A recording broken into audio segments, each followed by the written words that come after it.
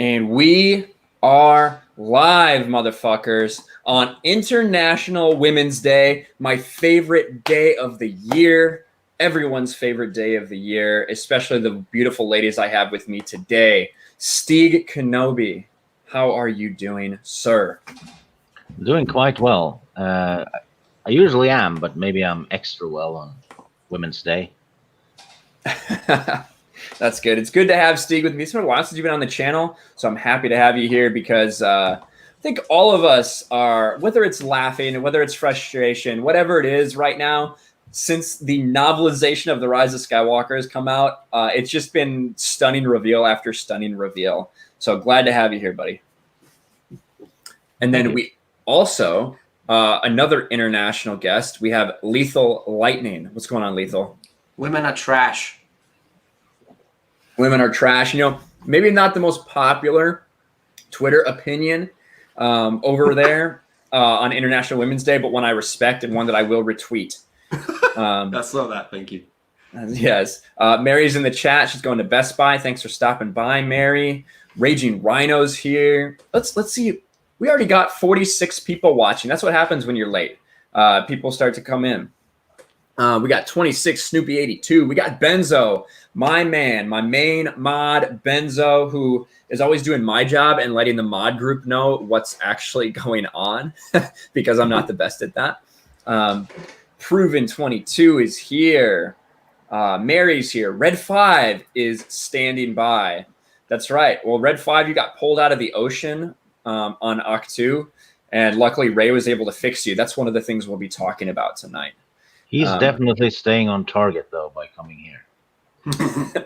Very true. Darth Scipio's here. Rand Aches. Rand Aches. I can think of a lot of ways to say that. Rand Aches is how I'm going to say it.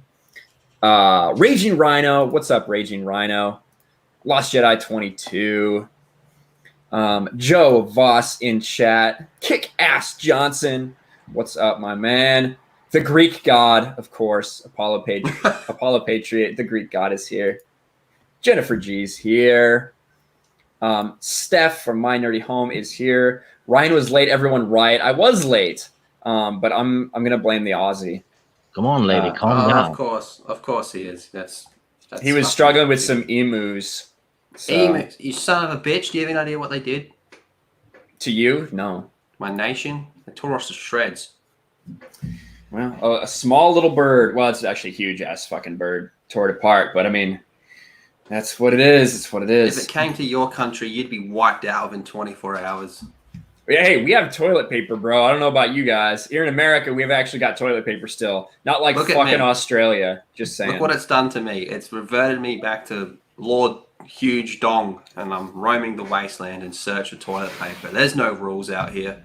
Nice. There you go. Well, I mean, I don't think toilet paper is a necessity in life. I do think it's a luxury. So at least we're still living the life of luxury here in America. But John Matrix is here too. What's up, John? I saw him and Rose did a good stream earlier today. I was able to hang out there for a little while. Always good to see John in the chat.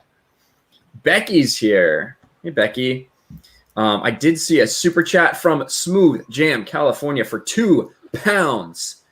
When are you going to sing Karma Chameleon, Ryan? Did I promise to sing that or something? I don't remember. Please don't. Karma Chameleon. You come and go. You come and go. Loving would be easy if your colors were like my dreams. Is that enough? I think you got to put more emphasis on they come and go. They come and go. Yeah, like that. They come and go. Yes, yes, yes. I can't wait to use the clip of Ryan from last night. Ooh, I don't know what that means. I hope I didn't get drunk and have a private chat with you. Culture Casino, I hope. Michelle Dunlap's here. What's up, Michelle? The TROS cringe is strong with you. Yes, it is. It is very strong out there recently. We're going to be talking a lot about the fucking mess that Lucasfilm is right now. Whether it's Story Group, whether it's retcons, whatever's going on. It's just, It is fucking rough. Beautiful. Well, I'm glad you liked it, Smooth Jam California. But there we go. So as people continue to roll in, and again, thank you guys. If you're just getting here, smash the like button, share the stream out there, let everybody know that we are live and we're about to have some fun. Now, Lethal is someone who did not go see The Rise of Skywalker. He just knows basically everything that happened, and I've shared clips with him and stuff because I happen to have a copy of it on my hard drive somehow. It's really strange. Lucasfilm, they were nice enough to give me that promo copy that I was able to share with so many other people. So I've been sharing that out there. Steve, you saw Rise of Skywalker, the same free promotional copy, right? No, I've just watched clips and read the leaks, and they all fit. And then everyone's been talking about it since December, so I feel I've seen it 10 times. Yeah, I know, right? That's basically how I feel like I saw it in October, and it was exactly what everyone said. Exactly what everyone said it would be. You know, it's weird though, because a lot of bad movies tend to grow on you, but this one just gets worse each week because they keep releasing DLC for the movie. Somebody said it's like the first movie that has ever still been in production 3 months after the fact. And I think that's pretty apt because it is like that. It is basically like it's still being written because they're still coming up with retcons. Now, the first one I want to get into today is the whole Palpatine clone thing. Because honestly, that's a fucking retcon. There is no way that when this was on screen that he was intended to be a clone, in my opinion. And I know people have talked about things Ian McDiarmid said, and I'll go ahead and I'll play a clip from something Ian McDiarmid said that you might not have heard, because I do think that it people are hearing one little part of it and trying to connect the dots, because still, for some fucking reason, people give Disney and Lucasfilm the benefit of the doubt, and I don't know why. But when you heard, Stieg, that Palpatine was a clone, what went through your mind? It was like a searing red flame, like someone lit the fires of rage itself inside my brain. Now, why is that? Because it's so stupid. I'm too old for that shit. So, did it... Oh, I see Culture Casino in the chat, too. Palp clone still has me turning red with rage. Yeah, that's right. Now, the Palpatine clone we're talking about is not the one that is the father of Rey. We're talking about the actual supposedly clone Palpatine, who is, the villain in Episode 9. He was alive the whole time, guys. Can't believe you didn't know that. See Echo Base Network in chat. What's up, Echo Base? Let's go ahead and I'm going to find the passage that showed us all that he is evidently a clone for anybody that may have missed it, because we're just going over all the retcons that have happened so far. And of course, the retcons are actually making it worse, which shouldn't even be possible, but they're achieving. Exactly. Now here is that page. Again, this is from the Rise of Skywalker novelization. You guys have already seen this. That's why we're going over it first before we get into everything else. But this is how we were told that he's a clone. All the vials were empty of liquid save one, which was nearly depleted. Kylo peered closer. He'd seen this apparatus before, too, when he'd studied the Clone Wars as a boy. The liquid flowing into the living nightmare before him was fighting a losing battle to sustain the Emperor's putrid flesh. What could you give me? Kylo asked. Emperor Palpatine lived after a fashion, and Kylo could feel in his very bones that this clone body sheltered the Emperor's actual spirit. It was an imperfect vessel, though, unable to contain his immense power. It couldn't last much longer. So he could sense that he was a clone. That's a new Jedi power. It wouldn't be the first new Jedi power that was in this movie. But what do you think? Like, does that make any fucking sense to you, Lethal, that he can sense he's a clone? No. No, it does not. How? How does that work? Well, he sensed it in his very bones. Doesn't that make sense? I guess when you put it like that, you didn't mention the bones before.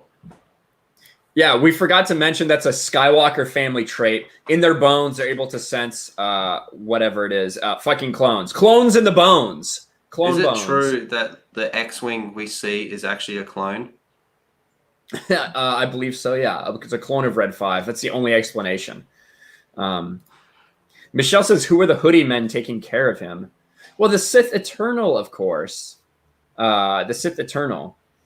So, sensing someone a clone was a thing in the old EU. Now, Kaitis, that was specifically with the clones that were grown in the Isalamari Force bubble that like screwed with them. And the only reason Luke was able to determine they were clones is because he found out they were clones. Then he knew what that weird feeling was. He didn't just feel someone was like, oh, they're a clone. He got used to recognizing that weird ass feeling. So I don't think that applies. Wait, he did something? What's that? He actually did something? Yeah, he actually did something. He experienced something, yes. And he was able to determine that they were clones and then identify that. It actually required thinking on Luke's part. Rather than just, I know it in my bones, because the viewers know it. Exactly. Now, did you guys see Ian McDermott talking about this? Yes, I did see that. I think I did. All right. Let me go and find that, because did you see not the part where he says they cut out a part that said more than a clone, less than a man. Did you see the rest of the interview? I don't think so. Oh, that's strange. That's strange. That's the only part that people are sharing, the part where he mentions clone, that you can take it however you want to. But the rest of it explains a little more. So I'm going to find that real quick. I should have had it pulled up before, but I'm a fucking idiot, so I don't. It's probably a typo. It should be like more than a retard, less than a clone. More than a retard, yes. Something like that, yeah. I mean, he died from stop hitting yourself. Yeah. And that's the second time, It's the second time that's happened. God, I really should have looked for this before. I'll find it, though. So when's the first time you heard about this? Did you see it on Star Wars Theories? On Star Wars Theories? Yeah. Yeah, I did. I think it was Stig was actually telling me that Star Wars Theory was teasing he was going to drop something. Yeah. And then all of a sudden, someone had it earlier. I think I sent it to Ryan. I don't know. Oh, I saw Star Wars Theories post like immediately. I know in Culture Casino, I had it the other day. I know, I'm fucking looking for it. It's been so long since I watched it, probably. I watched way too many YouTube videos. I'm going through my history. Actually, I think I saw it on Twitter first before I saw his video. Ian McDermott talking clone. All right, I'll find it. Sorry, guys. I'm a piece of shit. That's my bad. It's okay. You're an American. You know what I can do? I can play my own fucking video that I did on it. At least then I know I won't copyright strike myself. Why not? Yeah. Copyright yourself. Reused content. Exactly. Okay. Here we go. I found it. I'm smart now, guys. I can just do my own thing. I'll just be on the screen twice, and I'm okay with that. I thought I saw something go by. Thought I saw a super chat. I'm wrong, though. I did not. All right. Here we go. Can you guys hear this? Really? Yes. All right. So we're going to listen to the part where he says that everyone's pointing to the part where he says more than a clone, less than a man. And then we're going to hear the part that actually fucking matters. I see Shill Wars Theory in the chat. I like that. I like that. It's not wrong. More than a clone, less than a man. Which seemed to me to sum him up, really. Because so that is the line that everyone's happening. In the first thing, Adam Driver says, you're a clone. And running with it and saying, wow, look, he was actually a clone. As when he's talking about Snoke. the clone tank, in which there are various versions of Snoke, which you probably noticed. Spin it back and have a look. Well, you can't yet, can you? But you'll be able to once it's on Disney Plus. I think not too far distant future. Yeah, there's no with the clone. He did. Palpatine was responsible for everything. He made everything in one way or another. I need to go clone when asked about cloning for a second. If Come on. why is the clone? You're telling me you can't clone another body of yourself to transfer? Oh, here it is. into Sorry, fuck. against the Constitution? Is it just? Let's listen to. This is the part I want you guys to hear. That Mr. Ian McDermott says in regards to this. That hopefully, maybe will provide a little more context to what they actually were doing in the movie. Return of the Jedi. But in the original script, there was much more physical detail, pretty horrific physical detail, which I wasn't prepared for the point. I couldn't get it all. But I think, see, originally, JJ perhaps felt that we had to explain, how he was physically treated when Vader chucked him down that shaft. So how he was physically treated when Vader chucked him down that shaft, they felt like they had to answer that. That's interesting. If it's a clone, why would they feel like they need to answer that at all? But we'll let him explain more. And then after a while, we felt, well, I don't think that needs to be over-explained. You'll see that terrible face, and you'll see he's in a contraption, some kind of support machine, a little advanced on the contemporary wheelchair. And that will probably say all we need to say. So that's the part that no one plays to, where he's talking about in the beginning, they felt like they needed to describe why Palpatine looked so fucked up because of what happened to him when he went down that shaft. That's why, that doesn't mean that, to me, when I hear that, that makes me think that he somehow survived that somehow. And that's why he's so fucked up. That's why his fingers are messed up. That's why he's barely alive. Not because he transferred his essence into a completely different body that wasn't in that shaft. What do you guys think? I think they're just making it up as they go. No one's on the same page. You got one guy who's saying this, you got another guy who's saying that, and then you got someone else writing the book. Yeah, someone else writing the book that's left to pick up all the fucking pieces, basically. To be fair, that's a hard task. Oh, definitely. I feel bad for the writer, actually. He's probably getting told to write this, write that, write that. What's a she, son? Oh, it's trash then. Yeah, that's what I was waiting for. That's what I was waiting for. When he went down that shaft, he was vaporized twice, for fuck's sake. Exactly.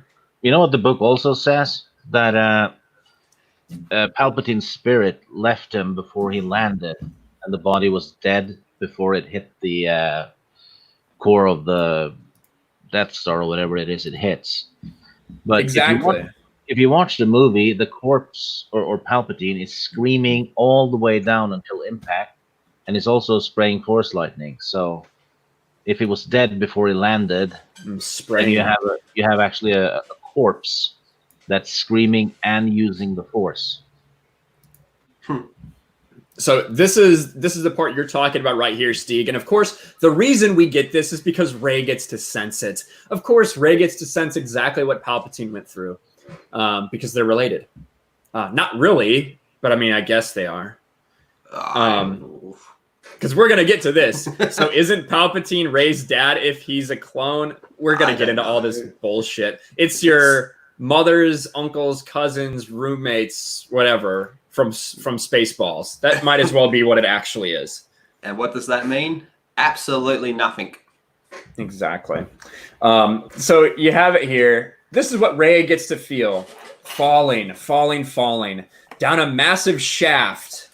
The betrayal is sharp and stinging. A figure high above, black-clad and helmeted and shrinking fast. His very own apprentice had turned against him the way he himself had turned against Plagueis, whose secret to immortality he had stolen. Plagueis had not acted fast enough in his own moment of death. But Sidious, censoring the flickering light in his apprentice, had been ready for years. So the falling, dying emperor. And that's the other thing, too. I feel like, for me, before this sequel trilogy, and still now, because I don't really consider this to be real Star Wars, the reason that Palpatine has nothing to fear from Vader and that he doesn't think he's going to betray him is because Vader is fucking broken. Like, Vader has fucking nothing left. He is fucking weak. He has no ambitions. He's literally just a fucking tool. That's kind of how I've always seen him, at least. That Palpatine really has nothing to fear from him. And this, however, is basically saying that Palpatine knew all along that Vader was going to do this to him. So it really leaves this moment even more meaningless than before. Yeah, pretty much. Where's this massive redemption arc, you know? And if he was really preparing for this, I mean, well, how do you build a successful galactic empire? But you can't prepare for what you think is going to happen in the next 2 minutes when you've got a lot of stuff in your favor. Well, they've actually retconned that too, because apparently now the Empire was run by a woman. No, that's not true. That's not true. No, that's just clickbait. My bad. That's then. Screen Rant. Yeah, there was one. It was like a two fucking comics in like a whole comic run where they just speculated that this was the woman behind everything or something, right, Lethal? From what I remember, turns out she was in charge of propaganda, and then Screen Rant took one panel, cropped it so you couldn't see the rest of it, used it out of context, and used basically that as their fake news then. Oh, it's the epitome of fake news. So it's propaganda about the propaganda lady. Exactly. So in a way, it's the most meta clickbait you'll ever see in your life. That's the ultimate irony. That Screen Rant lied about someone who is actually a propaganda master. But anyway, everyone is everyone's cousin, and everyone is also everyone's clone. Yes, Shadow Dragon. Exactly. So let's get to the rest of this explanation about the essence transfer, which of course we all know this entire fucking idea was stolen from Dark Empire. There is no source material. Is no source material. I don't have it sitting behind me. That's a lie. So the falling, dying Emperor called on all the dark power of the Force to thrust. I like the use of the word thrust. Especially on International Women's Day. Exactly. Written by a woman, Ray Carson. Thrust his consciousness far, far away to a secret place he had been preparing. His body was dead, an empty vessel, long before it found the bottom of the shaft. Like you said, Stieg, we fucking know. We have heard him screaming literally all the way down. Yeah. But his body was dead, an empty vessel, long before it found the bottom of the shaft. And his, shaft. His mind jolted to a new awareness in a new body, a painful one, a temporary one. It was too soon. The secret place had not completed its preparations. The transfer was imperfect, and the clone body wasn't enough. Perhaps Plagueis was having the last laugh after all. Maybe his secret remained secret, because Palpatine was trapped in a broken, dying form. Now, my question is, if this didn't work, if this was an empty, dying form, whatever. No worries. If it's an empty, dying form, why wouldn't he fucking make another one? Like, and I know we're about to hear more about that, but why is it so hard to just? I don't understand why they're having issues cloning. This is something that was perfected a long time ago. Yeah, since the faulty clone wasn't dying at all. Yeah, exactly. The faulty clone, which is Rey's dad, which again looks nothing like Rey, or sorry, nothing like Palpatine. Maybe that's why it was faulty, because it actually looks nothing like him. Yeah, he's not even ginger, and that body is completely healthy. Mm-hmm. You know? And that's the other question. I think the reason they're saying this, that it was not perfect and that they had to splice genes and all this shit, I think the reason they said this is because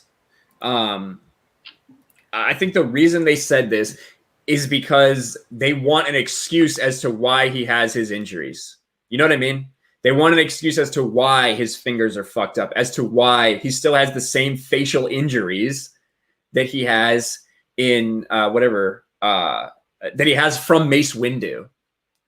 But you can't fucking tell me that those exact facial injuries, the lightning on his fingers, is all due to some imperfect clone. It doesn't make any sense. This in itself is the first big retcon we have. I don't care what big channels say or want to believe. There's no way this is planned from the start.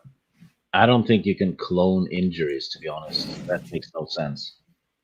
It makes zero sense. It's a genetic copy. It like if I had broken my fucking arm and my bone was healing, it would make me as a baby. You know what I mean? Like that's what it would do. Yeah. It'd put you in a test tube and grow you, just like we saw the clones of Jango Fett. Yeah, it's not like Mace Windu injured Palpatine's genes. You know? It was just a face. Yeah. J.K. Rowling would love this. Yeah. Steph agrees. Nope, not planned at all. Yeah. So, and that like, to me, I refused to believe this when this first started coming out. And then when I found what Palpatine said about how they wanted to explain more about what happened to his body, why he looked the way he did, that's when I knew that it wasn't planned. And also, let's just be fucking real. You can't tell me J.J. Abrams wouldn't have told us something about this, don't you think? Like J.J. Abrams, these fucking weeks after, Chris Terrio, these weeks after, wouldn't have said something. Didn't well, back when the whole leak happened, right? On Reddit, a few weeks later, there was another leak talking about how the executives had basically grabbed the movie and started editing it. And JJ was apparently pissed off about that. So I'm thinking that's probably true. Which part? That, you know, the executives had basically edited the movie, added Palpatine as the main villain, and removed the Matt Smith stuff. All that's unverified. There's a lot of rumors and stuff out there. I don't think they shot. This is what I'm going to say. I do not believe that they ever shot stuff with Matt Smith as the son. I don't think they ever did that. I don't think they ever filmed a movie like that. I don't know, but I think that was the idea that eventually changed. They have no deleted scenes for the movies though on the Blu-ray, right? And that's the only time it's ever happened with a Star Wars movie. Yeah, that's true. So they're hiding something, plain and simple.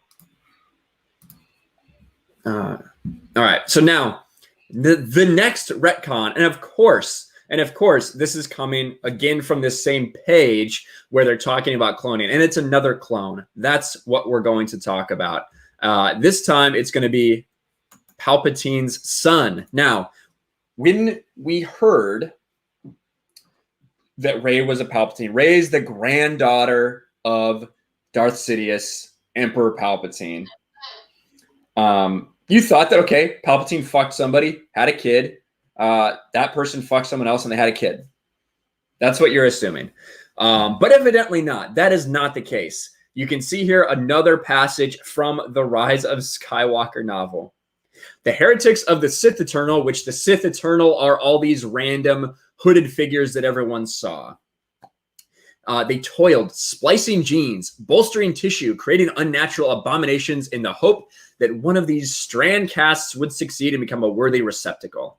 The heretics would do anything, risk anything, sacrifice anything to create a cradle for their God consciousness. Nothing worked, but their efforts were not entirely in vain.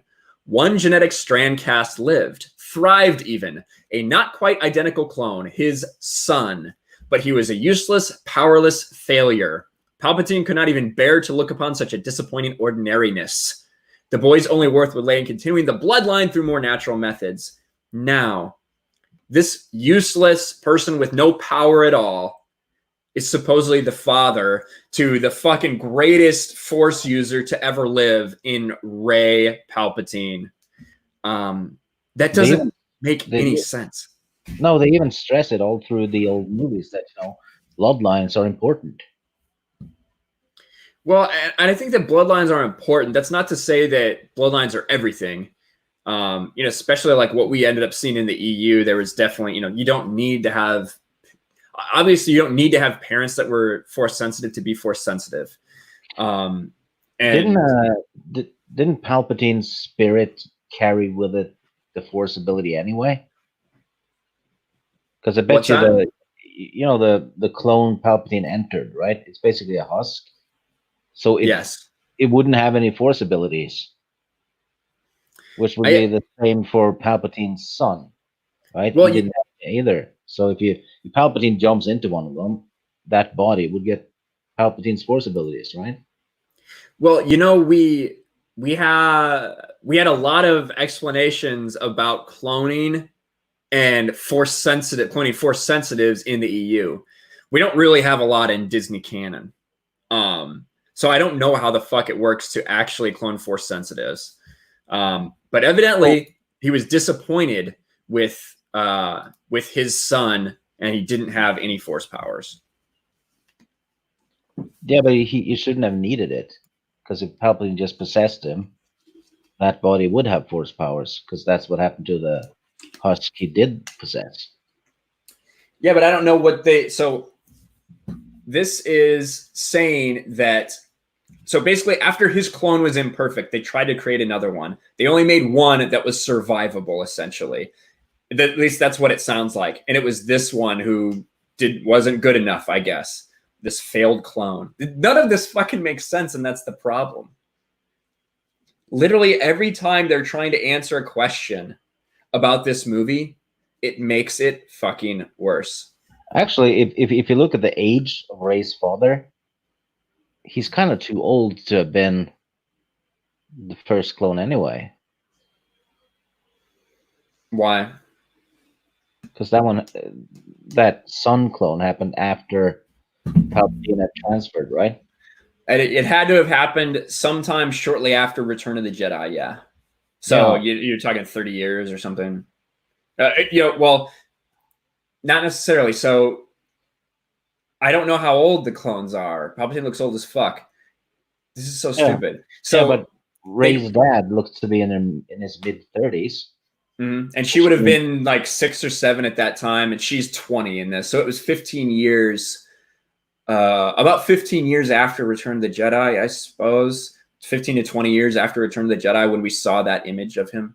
Yeah, so he's too old. It doesn't add up. God, none of this fucking adds up. We got a couple super chats. Yeah. Let's read these super chats, see if we get any clarity in this. Senate's right. My goddamn brain hurts. That's right. Dr.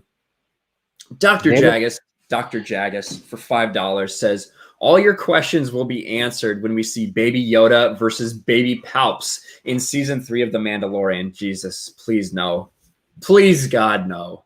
Rey's dad would have had to been made 15 years before Return of the Jedi. Well, if it's accelerated growth, not necessarily. That's the thing. That's the thing. Enough. We have no idea. Yeah, all your questions will be answered to Baby Yoda versus Baby Palps in season 3. Now go buy Disney Plus and give Disney your money. That's right. That's right. Dr. Jagus, thank you. Thanks for putting that terrible image in our fucking head. And then Price is Right review. What's up for $5? Yo, sup, fellow readers. I'm so glad I'm rebuying expanded universe books. That's right. With Lucasfilm retconning everything, the real EU books will stop being printed. So buy now. Well, that is a fear that people often have. I don't think they're not going to stop reprinting those because they actually sell, to be quite honest with you. So I wouldn't be too worried about that, but I would say go out and buy them because they're much better Star Wars content for sure. And we also, thank you, Price is Right Review. Appreciate you. And then 99 cents Australian from Raging Rhino. Thank you, kind sir. And I see Anna's here in chat. She says 20 my ass. Yeah, the idea of Rey being 20. Yeah, so Tugs is right. In TFA, she's 19. And about a year has passed between The Last Jedi, which happened like a fucking minute after TFA, and this. So this takes place in their new timeline, 1 ASI, 1 year after the Starkiller incident. So didn't they say that? Well, JJ said the episode 9 would have a huge time jump. That was the initial rumors. It ended up being 1 year, so not that long. Why would they free the failed clone to go off and find a goal? That's the thing. No one knows. Did this fucking failed clone escape? What, like, why is Uchi? Why is the Sith bounty hunter Uchi using the dagger that has the crashed Death Star carved into it with the secret to the Wayfinder MacGuffin? Why is he after Rey's dad, who is a failed clone of Palpatine? Listen to what they are fucking doing. It just doesn't make any sense. You know what would make sense? Palpatine, with all these resources, kidnaps a girl, gives it to the clone. Shag this one so we can have a Force super baby. You know, that would be easier instead of letting him go and then having to track, his offspring down later. Yeah. So for some reason, Jay, Drunk 3PO, thank you very much, sir. Sends $50 super chat. Kobe Hart says, love you, bro. Thank you, Jay. You don't have to do that. That's a lot of freaking money. You should not have. But I appreciate you, brother. Thank you. Thank you very much, buddy. Thank you. Yeah, exactly, Tugs. Exactly. Apollo Patriot says the chair does matter. What? All right. George Big Dick Lucas in the house. George, Storyman Jack, it's been a while since I've seen you, man. It's been a while since I've seen you. Good to see you again. And everyone's saying, dang, Jay. Yes. Dang, Jay, says Mary. And then please do sub to Drunk 3PO. Steph put out the link right there. Definitely do that, guys. It actually sounds like a Star Wars name. Dang Jay, the bounty hunter. Dang Jay, kind of like Dengar, huh? Yeah. Let me see. I want to find that one. There's a picture of failed clone. There's a picture of him somewhere.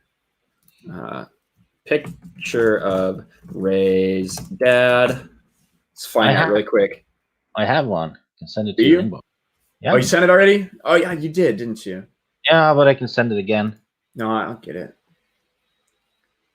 I do try to be a helpful guest. There's Steve Kenobi. You always send me stuff. There you go. Just send it to you.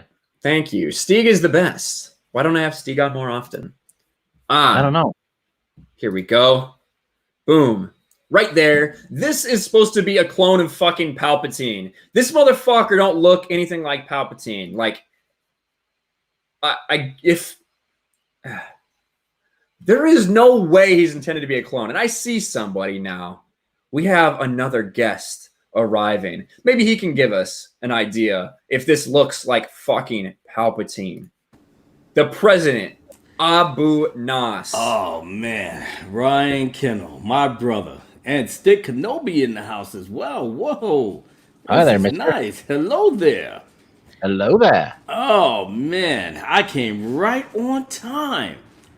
Look at the fuckery. Look at the fuckery that we're seeing on the screen. And I heard what you said about... So this is supposed to be Papa Palpatine clone number 678? One of the ones that was able to survive and work.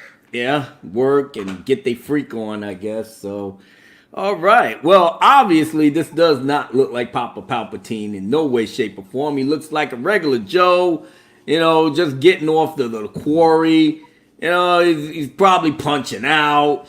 He doesn't know what to get for dinner. And he's looking at his wife and his pregnant wife, and he's probably regretting his life choices. He could have been learning Sith alchemy. It's just pretty much like deciding what planet to conquer. And now he's up here, regular Joe, 9 to 5. His wife nagging him. He's sitting up here like, God damn it, I don't want to deal with this shit. And he probably broke out. You know, so left old Mama Ray all alone, and she gave birth to Mary Sue Ray, and and then let her grow up on Jakku because nobody don't give a shit about them. And yeah, man, it doesn't look nothing like Palpatine. As a matter of fact, I would feel insulted if it did look like Palpatine, because there's only one Papa Palpatine.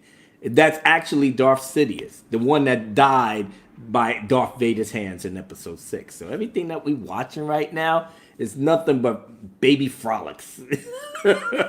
Nothing but bullshit and chicanery all the way. But hey, man, if it's your flavor, then we ain't got no problems with it. If you like the Rise of Skywalker, we don't have no problem with it. We just know that it's not real, canon for people of my age bracket going forward. I know that some of you in the chat might be steaming. Some of you might be, trying to get Chuck Wendig on speed dial. It's okay, man. It's all right. What we want you to understand is that if you made a movie and you got to make 6 or 7 books, 10 other cartoon shows, and then on top of that, you got to pray to God somebody don't, at the very least, I think I can roll with their explanation. I don't pretty much understand it myself, but hey, man, it could happen to anybody, right? Yeah, it could, but not the way Lucasfilm has been running the show. We all been hoodwinked. We've been bamboozled. We've been led astray. We've been sold a bad bill of sales, and it's nobody's fault but our own. It's our fault up on us? Yeah, it was. It was. We ran George Lucas out of town. We was bitching and moaning, crying and complaining. Oh, he messed up our childhood. Oh, the prequels suck. And blah, blah, and yada, yada, yada. Now he said, okay, well, damn, nobody don't love me no more, so I'll give it to Disney. Maybe they'll do a better job. And some people were clapping. They was happy. Oh, George Lucas left. We'll be all right. We're in Disney hand. Disney's not going to fuck this up, right? Exactly. So fast forward, what? How many years it's been, Ryan, since the Disney sale? It was 2012? 2012, yep. Fuck a day that will live in infamy. Infamy. Halloween on top of that, too. Jesus. You know something that I think I spotted a brand new model. Oh, I'm looking forward to hearing that. Oh, yeah. They needed the wayfinders, right, to get to Exegol? Yeah. Oh, yes. So that's right. How did baby Palpatine guy get the other way? That's a thing. Like, every time they try to add something to explain it, they make another plot hole, because this entire movie is such a mess. Like, whether you're talking about the dagger, whether you're talking about the Wayfinder, how did all these people on Exegol, how did they get food and shit? Yeah, they did. They got millions of people on Exegol, right, to support this whole fucking endeavor. Endeavor. Like, are you telling me they left there to go get food? If they came back in, they needed a Wayfinder. Mm-hmm, are you telling me somebody else came to them to deliver shit? If so, they needed a Wayfinder. And then and if you don't need a Wayfinder, there's the thing, because they were able to signal the entire fleet where to go, right? Like, based on where Rey went. So they all went there without a Wayfinder. But if that's the case, then why would you ever need a Wayfinder more than once? Yeah, Kylo got there too. Kylo got there too without a Wayfinder after he had been there once. Yeah, so everyone except Rey got there without a Wayfinder. Yeah, exactly. Sorry about that, lads. Oh, that's all right. You have Mortal Kombat to do. Yeah. I've got tabs open, waiting for everything to drop. And look, it's 10 to 11 in the morning, and the time frame was between 12 a.m. yesterday and between then and whenever. So I've been kind of on it for a while, and I didn't want to miss it, considering I'd waited this long. So I do apologize. No worries, buddy, at all. We do have a couple super chats here. Let me get through these. So NG1Teve for $2 says thank you. I'm not sure what the thank you's for, but I do very much appreciate it. I'm glad you're liking the stream. Lethal, it sounds like you have taken up a job weed whacking. or some Can you sort hear of that? gardening. Fucking neighbor. Yeah. So thank you very much, NG1 Teve. I appreciate the super chat. We have Australian 299 from Raging Rhino. Fuck off, Disney. You make me sick. Hashtag EU for life. Hell fucking yes. I love it. I love it. EU for life. That's right. Daniel Gonzalez for $2. Something else about the EU. Read NJO. If you don't know what NJO is, he's talking about New Jedi Order, which is a vastly superior story than this. That's a story about Luke actually rebuilding the Jedi Order. What a shock. Who would have wanted to see that, right? Only everyone. And then we also have, I just saw a $5 super chat from Mikey Gussler. Thank you, Mikey. Not even the younger generation likes the new Star Wars films. They watch the original and prequel trilogies and adore them. Sequels won't age well. Sequels already haven't aged well. They're trying to explain it now, and it's not working. No one has any interest in this anymore. So thank you, Mikey. Appreciate that. I agree with that take, and I appreciate the super chat. Now, Lethal, did you have anything you wanted to say about Palpatine's son actually being a clone? So that means that Rey's not actually his granddaughter in any way, shape, or form? It's confusing and it doesn't make sense, and I feel like I need a pen and paper to track down a family lineage when really... grandfather's like the simplest shit in the world, you know, it's the parent of your parent. But once you start adding like clone parents, and it's confusing, it doesn't make sense. It's a very weird retcon to have. I mean, of all the things that people weren't liking about this movie, I think the fact that Rey's dad wasn't a clone was something no one ever mentioned, and I don't know, it doesn't make sense. Like, didn't Kylo tell her that you're nobody, you come from nothing? Nah, your dad's a clone of fucking Palpatine. You can't tell me she comes from no one. That's a pretty interesting story. If you met someone at a bar and they said, hey, by the way, my dad's a clone of an emperor, you'd be like, fucking what? Let's get a drink and tell me what's going on. That's right. It's so, that's what I was saying. Like, the more you add, the more it doesn't make sense. So before you got here, I don't know if Abu was here yet or not, but I said, what is this guy doing on Jakku? How did he get away? Why is he running away from the Sith? Why is a Sith assassin that has a blade that was carved to look like the Death Star, which actually leads to a Wayfinder, which can lead to Exegol? Why is he assassinating a failed clone of Palpatine who is running away and has a daughter that he's trying to hide on Jakku? Like, what is this movie about? It doesn't make any sense. Rey's mom shagged the Palpatine clone, which makes she's kind of the Harley Quinn of Star Wars, isn't she? Let's make a baby, Mr. P. I saw this thing where someone was saying that you can take any of the titles from the prequels, you know, Revenge of the Sith, all three of them, and you go, they all apply to the last movie. Attack of the Clones. That's true. Yeah, that's true. Would you stop thinking so hard, Ryan? That's right. That's not the populace. That's not the audience that they are trying to get here at Disney Star Wars. So yeah, for sure, I'm thinking too hard. That's pretty clear, though, if you see the arguments from the people who defend it. It's not the great thinkers of the world, is it? That's one of the... Go ahead. But even the people, like you did a video on it as well, Ryan. Like, even the people that were defending this can no longer defend it. It's just like, for fuck's sakes. No one can defend it anymore.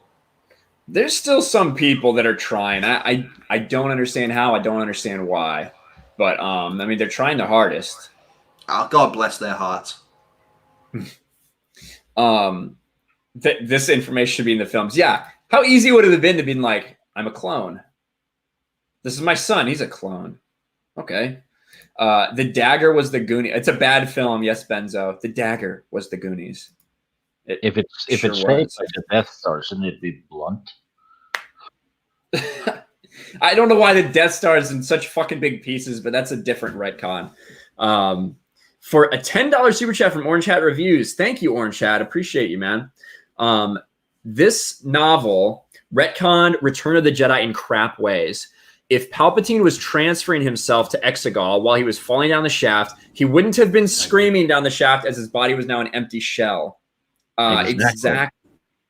And I think we had some people bring that up too, that doesn't make any sense. In fact, he's shooting lightning out the whole way down. None of it adds up. Why would he be screaming if he knew this was coming? Like, corpses can now shoot lightning. It's canon. Corpses can use the Force.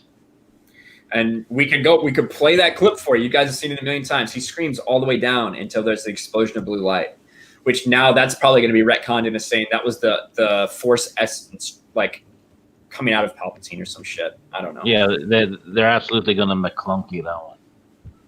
God. It's a goddamn shame. It really is. I mean, why don't we just call this shit for what it is? And Fatal J actually kind of called it like months ago that, you know, they're just waiting for the day that, God forbid, George Lucas passed from this life, and then all the gloves will come off.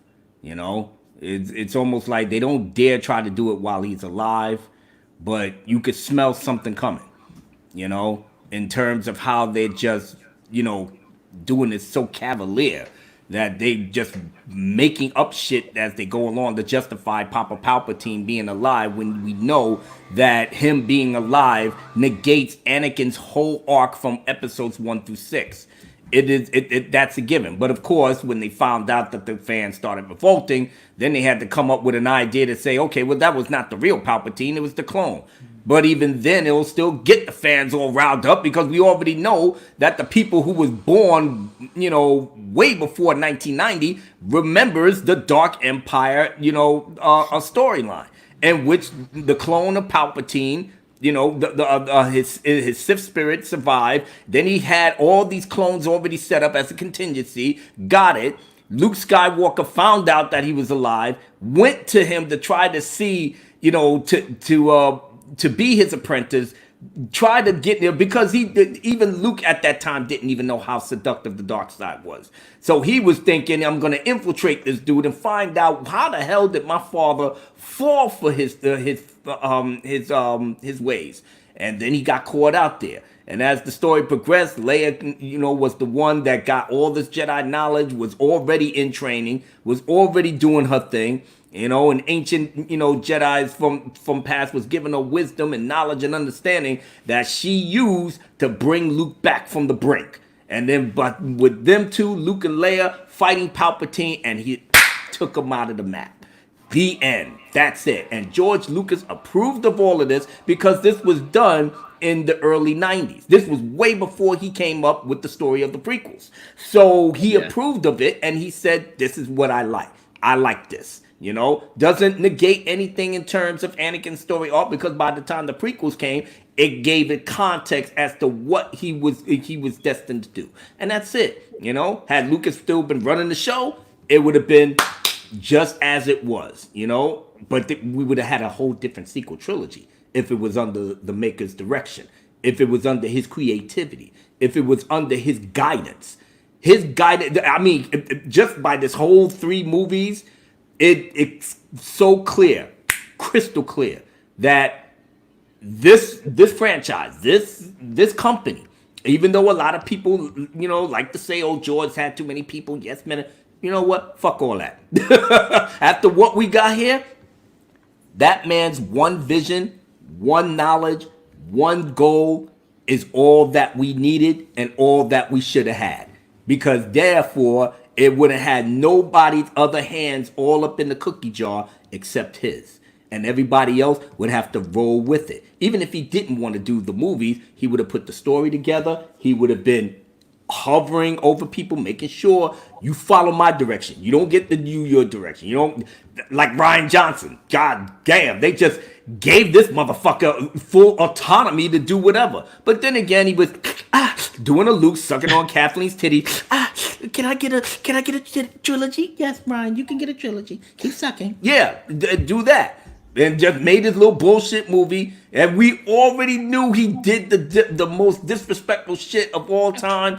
And like I said, we had to fight this shit out for 2.5 years until he finally came out and said, you know what? I don't give a fuck about their story. I don't give a fuck about their lore. I just came in, I did my movie, and voila, baby. R.N. Johnson original, baby. I had him sucking on that soy. I got Space Nuns. I got Mary Sue Ray doing great shit. Force touching and having sex. And I did it, man. And I'm a winner. And I got Knives Out 2 coming out in the theater. Yeah, exactly. He ain't got no trilogy, so now the cat's out the bag. And are you surprised? Are you surprised? I know the people that like TLJ is surprised, but you know what? They're gonna hug on his baby nuts until he's dead in the dirt. And it's okay. It's okay. That's why the Fandom Minutes exists. We exist to put the brakes on their bullshit. So it's whatever with me. I'm done. It's like when you said about George dying, like that reminded me of what happened with Stan Lee. Like they were trying to change his shit for years, man. And the second he dropped, they were like, "All right, so Peter Parker gay? Yeah, let's start talking." Yeah, that's right. Yeah, as soon as he died, they tried to do that shit. You're right. The episode 8 Defenders and the Raylos, they got exactly the episode 9 they deserved. I almost feel bad for these fuckers. I really do.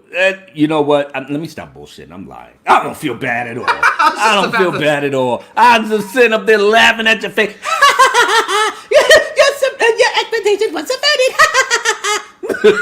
I'm just sitting up there and they mad. They're just sitting up there writing hate letters to Lucasfilm. Oh, if you don't bring Ben back, we're gonna boycott and blah blah blah. And we sitting up there like with our Luke boycott signs and like, damn, it's your first time, huh?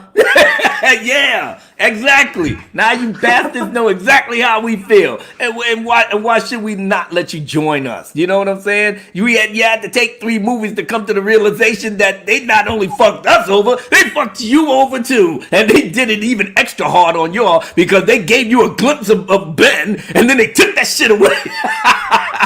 They had him tongue kick. Oh, Ray, goddamn. Oh, we should have been doing this since episode 8. Put a pinky in your ass, yeah, girl. Oh, yeah. And then all of a sudden, at the very last minute, the Raylos had the cameras. They had their little storyline all set up. They was going to go on Tumblr, Instagram, Snapchat. They're going to have a Facebook group. They was going to go on Twitter and have it. Oh, man, they had it all planned out. And look, pulled the rug right from under them. Well, Raylo shippers, here is the object lesson for today. You should realize that Disney is a big conglomerate. They wasn't giving a fuck and not even caring about your feelings whatsoever. So therefore, you are just like us, a consumer. They only want you and your dollars to pay off whatever, hookers and paternity tests and everything else that the shareholders need their money. They needed your money to give to them so they can handle their, I guess, their bad life choices. So therefore, you've been had. We've been had. But at least with the real fans, we're not even sweating these assholes no more. Nah, we got episodes 1 through 6. We got the 2 Clone Wars. We got Rogue One for those who like it. And we got a treasure trove of stories that Kathleen Kennedy said that there was none. A treasure trove of stories.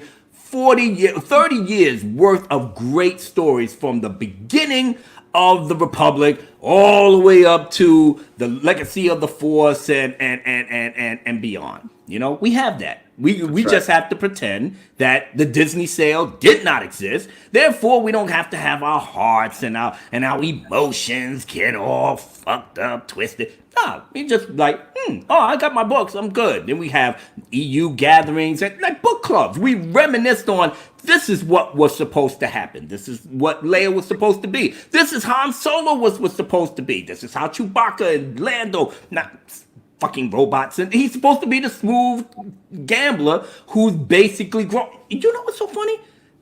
Even in the EU books, everybody had character development. They grew. Oh, yeah. They grew as characters in the novels. Lando went from, that guy, and he was that guy for a long time until he eventually got old enough that he wanted to settle down, and he found Tendra and all of that. And that's a great story. Now let me get through these. Let me get through these couple super chats here. So the Geek Blend for $5. Thank you, sir. Make sure to go subscribe. And Ben's is doing a great job of putting people's links in chat. I do appreciate that. Definitely people sending super chats. Go check out their channels. They're awesome. I'm halfway through Heir to the Empire. Fan-fucking-tastic. Hashtag EU for life. Hope all is well. Hail. Well, hail to the Geek Blend. Thank you very much, sir. Appreciate you. Appreciate that. And yeah, hail to the expanded universe. Andreas Rembrandt for, I think is that Swiss Krones? Is that what this is? SEK? I always forget what that is. 119 of this denomination. I do really appreciate that, nice. Andreas. Dio has all the info, Rey and her sidekicks. Let's ignore it. Yes, because it was hanging around there with Darth Uchi. Obviously knew that was a key to the Wayfinder. Obviously knew about the Sith Eternal, everything. Didn't say a fucking word. Audience throws popcorn. Palpatine gets killed by Rey. Me walks out, smashes head into cinema wall in anger. 100%. That is fucking ridiculous, man. You know what's so sad? I feel bad for y'all guys that paid money to see it. I tell y'all in a second, man. What y'all doing? I don't fucking pay no money to see this. But we need to see the end. No, you don't, kid. You don't need to see shit like that. Listen. Look, the president got good copy. Listen, the night before Rise of Skywalker came out, 2:30 in the morning, I was watching Rise of Skywalker in my own home, HD quality, and you know what I did? I recorded it, threw it up on Twitter. That shit almost had 1,000 hits. I told people, this shit was trash from the beginning. 15 minutes, it's trash. I don't even fucking pay your money to go see it. Me, I circumvented the whole system, baby, and I don't give a fuck. You ain't getting no money from... That's exactly what I did. So, in this case... You don't need to pay Disney no money. You don't need to do anything. You could have just went and just did what Abu Nas did. Do the presidential move. And you would have been upset. You would have been pissed. But at the very least, you would have took a deep breath and said, oh, God, I'm so happy I ain't paid my money. I can imagine the people in the theaters came out walking out after this debacle. Like, what was your first thought? Like, you come out of the theater and you see people on the line and you look at them like, you keep walking. Now the people in the line is like, oh shit, he doesn't look very happy. And then you just walk down the street. That's just so fucking bullshit. As a matter of fact, yo, Ryan, could I do a little something for the audience right now to get them really riled up? Yeah, you think I can put something together? Let me get through these couple super chats, and I'll let you fucking roll, buddy. So Matt G for $2. Rey doesn't use lightning after discovering it. Yes, after she has her struggle with the dark side and accidentally uses Force lightning, she never uses it again. That's very true. She must just know better. Lost Jedi 22, what's up, man? For $10. If Palps knew what Vader was going to do, then why did he allow it when he knew his clone wasn't ready to receive his thrust? The whole battle, exactly, Lost Jedi. The whole Battle of Endor was a trap set by him and on his timetable. Exactly. They are fucking turning Palpatine into a joke. They are turning him into an absolute fucking moron. They brought him back only in this... You know, they actually fucked up Luke, too. Because they released a new comic set right after Episode 5. And Luke uses the Force to destroy a whole Imperial fleet. Yep. Yeah, could have used that one on the Endor battle, didn't you? I read it. What he does is like he's sitting in the Falcon, and they get attacked by like these Imperials that are jumping a part of the Rebel fleet before they can get to the rendezvous point. And Luke's sitting in there, and he's all angry because Obi-Wan and Yoda lied to him about his dad. And then his face scrunches up. Then all the TIE fighters around them blow up. It's like, motherfucker, scrunch your face at that Death Star. Yeah. Or all the Star Destroyers, killing your friends outside of that star. Could have used that. It could have used that so much more often than we ever saw him. But, I guess maybe he just forgot, just like Dan and Dave, or just like Danny forgot about the Iron Fleet. Luke forgot about how to destroy TIE fighters with the Force. And then Raging Rhino for Australian 99 cents. Nice. Thank you, sir. Now, Mr. Abunas, you have a song for us? Yes, I do, because we're talking about good old Palpy, and we're talking about the Star Wars saga overall. Listen, I can talk Star Wars all day, every day. Why? Because it's in my lifeblood, man. It's in my lifeblood. I fucking love this saga. I love the direction that George Lucas took it. He did the damn thing. The original trilogy is a set of masterpieces. Yeah, you know, we was young and we got into the Ewoks and blah. Yeah, like, look at us. We pushing 50 and we look at the Ewoks like, how the fuck did they do that? Yeah, of course. But suspend your belief, man, because pretty much he told the story the way he wanted to tell it. He did the damn thing with the prequels. And listen, man, after what we just had, I will gladly keep every single thing that George Lucas puts together forever and ever. So let's get this cracking, ladies and gentlemen, because god damn it, somebody got to do it. That's right. Uh-oh. Now, ladies and gentlemen, a lot of you may not know me. I go by the name of Abu Nas. A lot of other people call me the president. But what are you the president of? I'm the president of the Abu Nas Rehabilitation Center. Yes, my center is open 24 hours a day, 7 days a week, 365 a year. My brother and sister, we are open through Hanukkah and Christmas. Kwanzaa too, if you get down like that. But I have to tell you a little something about Star Wars that's been bugging me and what you need to know also. Now get ready, get set, and go.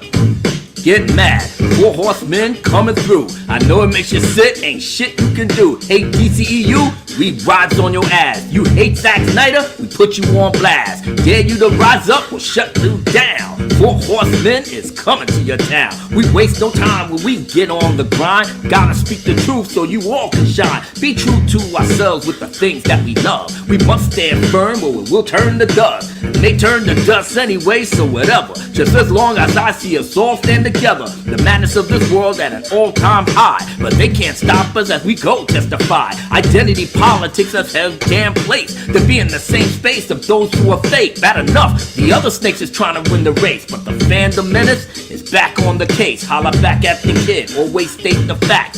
Stay committed cause there's no going back. My wisdom is supreme with the things I've seen. But I won't stop until the franchise is redeemed. That's right. But let me tell you, see, we break it all down to the lowest compound. We love it when we see you shills hang around. Oh, you mad little boy? Haha, stay mad. Scream on you like your dad, cause your movie's bad. It makes you so sad when you hear the truth. That's why the fandom menace is raising the roof. Don't blame me, cause I roll with the best. You gotta stand strong to get my respect. The Mandalorian's out on Disney Plus. You all ran home and tried to look it all up. You prayed that the show would be worth your while. And after the first episode, you had a smile. You said, hell yeah, Star Wars is back. I said, not yet, let me go state the facts. We only got them episode in, and that's all. Gotta see this thing to get the proper call. And what this whole thing was overall. Another agenda or back on the ball. Now listen, Mandalorian was the only thing good to come out of this Disney debacle. But you know what? But that came out before the Rise of Skywalker. Then when that shit came out, everything went right back to hell. And then hell is going to stay. But let me praise one more time to just give you the real proper knowledge on it. Yes, even though Disney ran the shit in the dirt, I want to see this be the best on this earth. I hope you're all happy because this live stream is lit. You ain't seen nothing yet, listen to this. Hey, abracadabra, alakazam. This chat back in the jam. Tell the subscribers we love you to death. When we go rep, we rep with respect. And anything we get, devote to charity. Give it to the less fortunate for what they need. Love to George Lucas for what he made. Know that the true fans here to say the day. Back on course to burn the shit fucking down. There's no way in hell you gon' have me stick around. To see this train wreck, straight disrespect. Our old school hero cause he had one regret. To get the band together for one last time. To give them a chance to go out and shine. But no, that's way too much for us to ask. So you left with this lame ass group that was trash. Back to the love for the whole fandom menace. Let's get back on the job and get this thing finished. But then again, we're already done. The party is over. We ain't got no more left to do. We ain't got no more people to scream on. They're gonna make books. They're gonna make cartoons. They're gonna make everything in the fucking world to just try to convince you. They convinced themselves that they was doing the right thing. But it's not gonna happen because the Phantom Menace is gonna always put a stop to that shit. So, Ryan, it's on you, brother. Let's ride. Awesome as always. The president, Abu Nas, spitting hot fire. Somebody said he's spitting Force lightning out there, and I like that. At least I got trained. That's fucking true. So many fire emojis, so many mics, everything in the chat. That was awesome, man. Awesome. Smash that like button for Abu Nas, guys. And we got a $5 super chat from Culture Casino. Ryan saved me $60 on the Rise of Skywalker piece of trash, and I thank him for that. He even inspired me to start a channel. The Force is fucked. Long live fandom. Dude, Nice. Thank you, Culture Casino. Good dude. Had him on my channel last week. One of my awesome patrons. Just started his channel. Definitely go check him out. He's got some quality content. Thank you, man. Appreciate that super chat. You know something? What? For $60, you can actually get about 10 EU books on eBay. Nice. That's true. Yeah. Especially if you get a good deal on shipping. Mm-hmm. Yeah. Audio books is the joint right now. So, shoot, they got everything there. The music, you know, the actors acting out the words in the book. Yeah, I'm really gonna jump on those. Now, spend your money more wisely, people. And you get more for your buck. You get actual, you know, things that deals with the lore that has some continuity. You know, not just all over the place. Now, we've talked about the two probably biggest retcons that people are asking about with all the clone shit. Here's some other ones that came out of the past couple days that you may or may not have heard about. Have you guys heard about Leia? Yes. Yeah. I've heard this one. Did you hear, Abu? I didn't hear. I heard about it, but I didn't get the details. I heard Leia's name was mentioned in this, and I just shook my head. So, yeah. Well, we got it right here. We can read.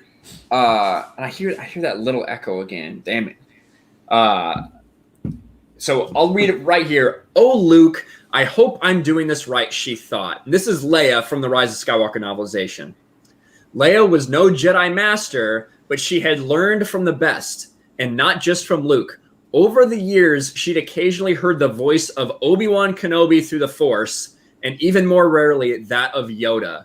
Some days it felt as though she'd learned from the Force itself.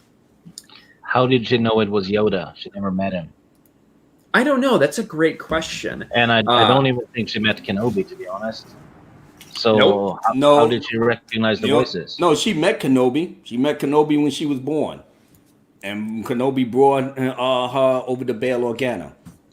So outside of that, I mean, it's a possibility she could have met him, you know, because she definitely knew about him, you know, when Bail Organa told her to bring the plans over, to help her get back into the fight, you know. So Bail Organa already knew where Obi-Wan was at. He probably told Leia, and that's when she was going out to meet him in episode 4, you know, but she probably knew a lot about him. Yeah, Yoda, I can though. believe that. Well, All she would hear was bad grammar, really. You know? And she just assumed that's Yoda. So I think it's reasonable. This is a stretch. This is making a lot of connecting pieces.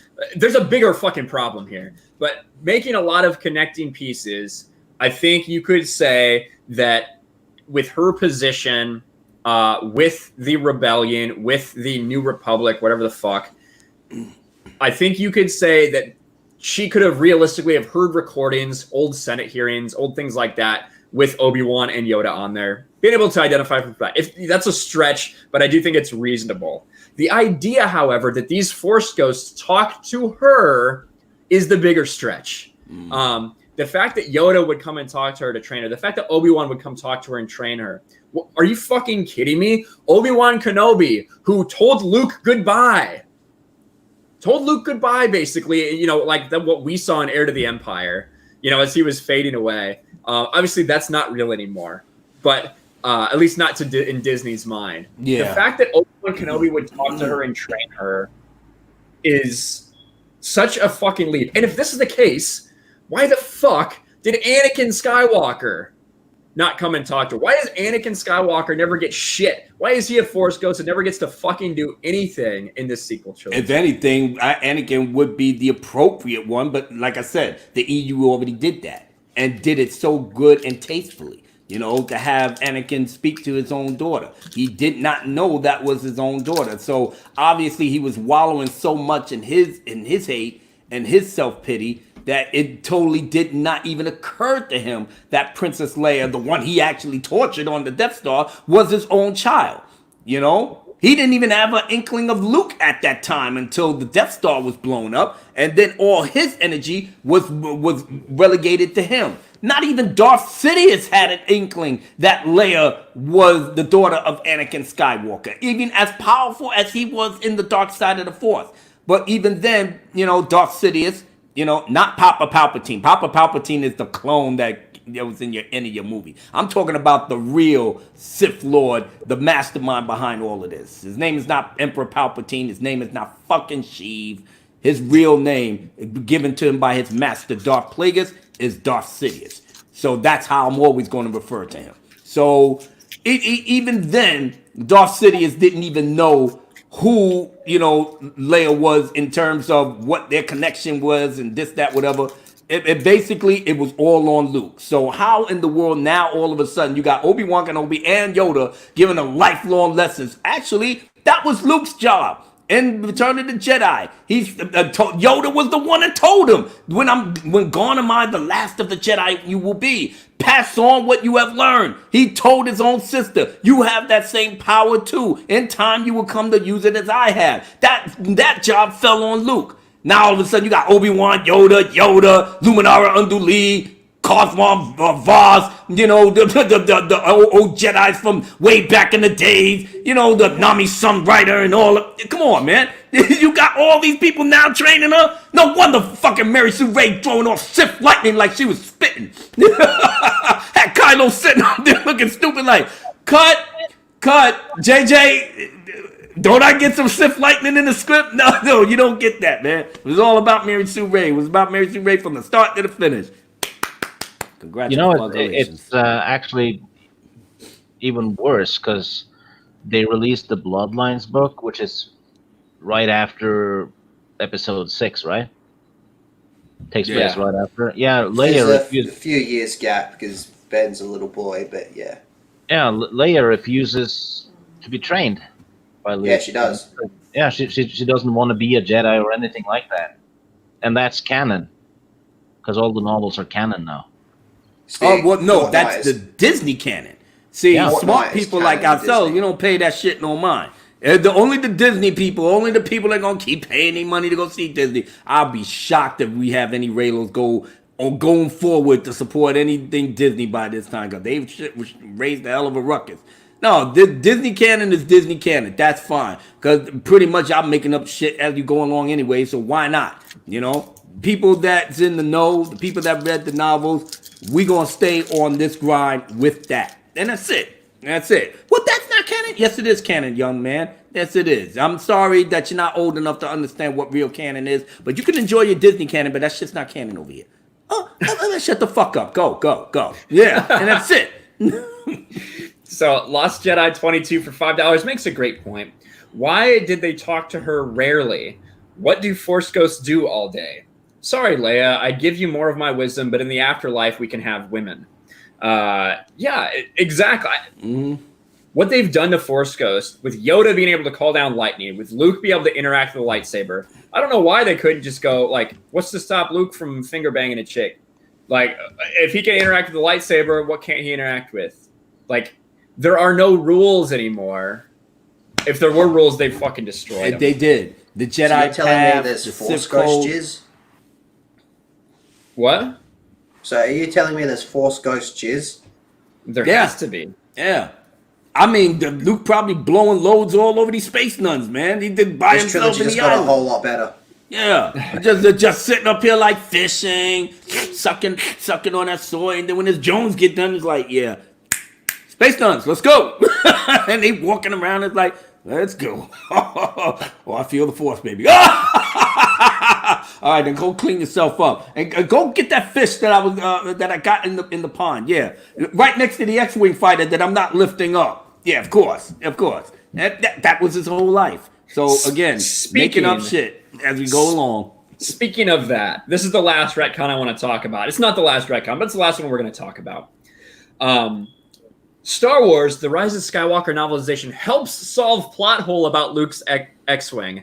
Well, if by helps solve plot hole, it just gives you another reason why Rey is even better than Luke, then yeah, I suppose it does.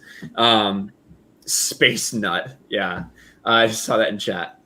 Now, audiences who saw Star Wars: Rise of Skywalker might not have considered it a plot hole to see Rey salvage Luke's underwater X-wing, but fans who are familiar with compendiums about the saga know that the resurrection of the vessel came with some complications, while the novelization helps clarify how it was possible. Simply put, Rey's technological prowess with ships and various components from the wreckage from the TIE fighter allowed her to accomplish a difficult task of salvaging Luke's former ship. Now, this is what it says. What? Because yes, I'm telling you. Now, let me tell you first what we were told in The Last Jedi, The Art of the Last Jedi, and what we were told about Luke's X-wing. Rey explores the island, trying to understand Luke's self-imposed exile from the universe.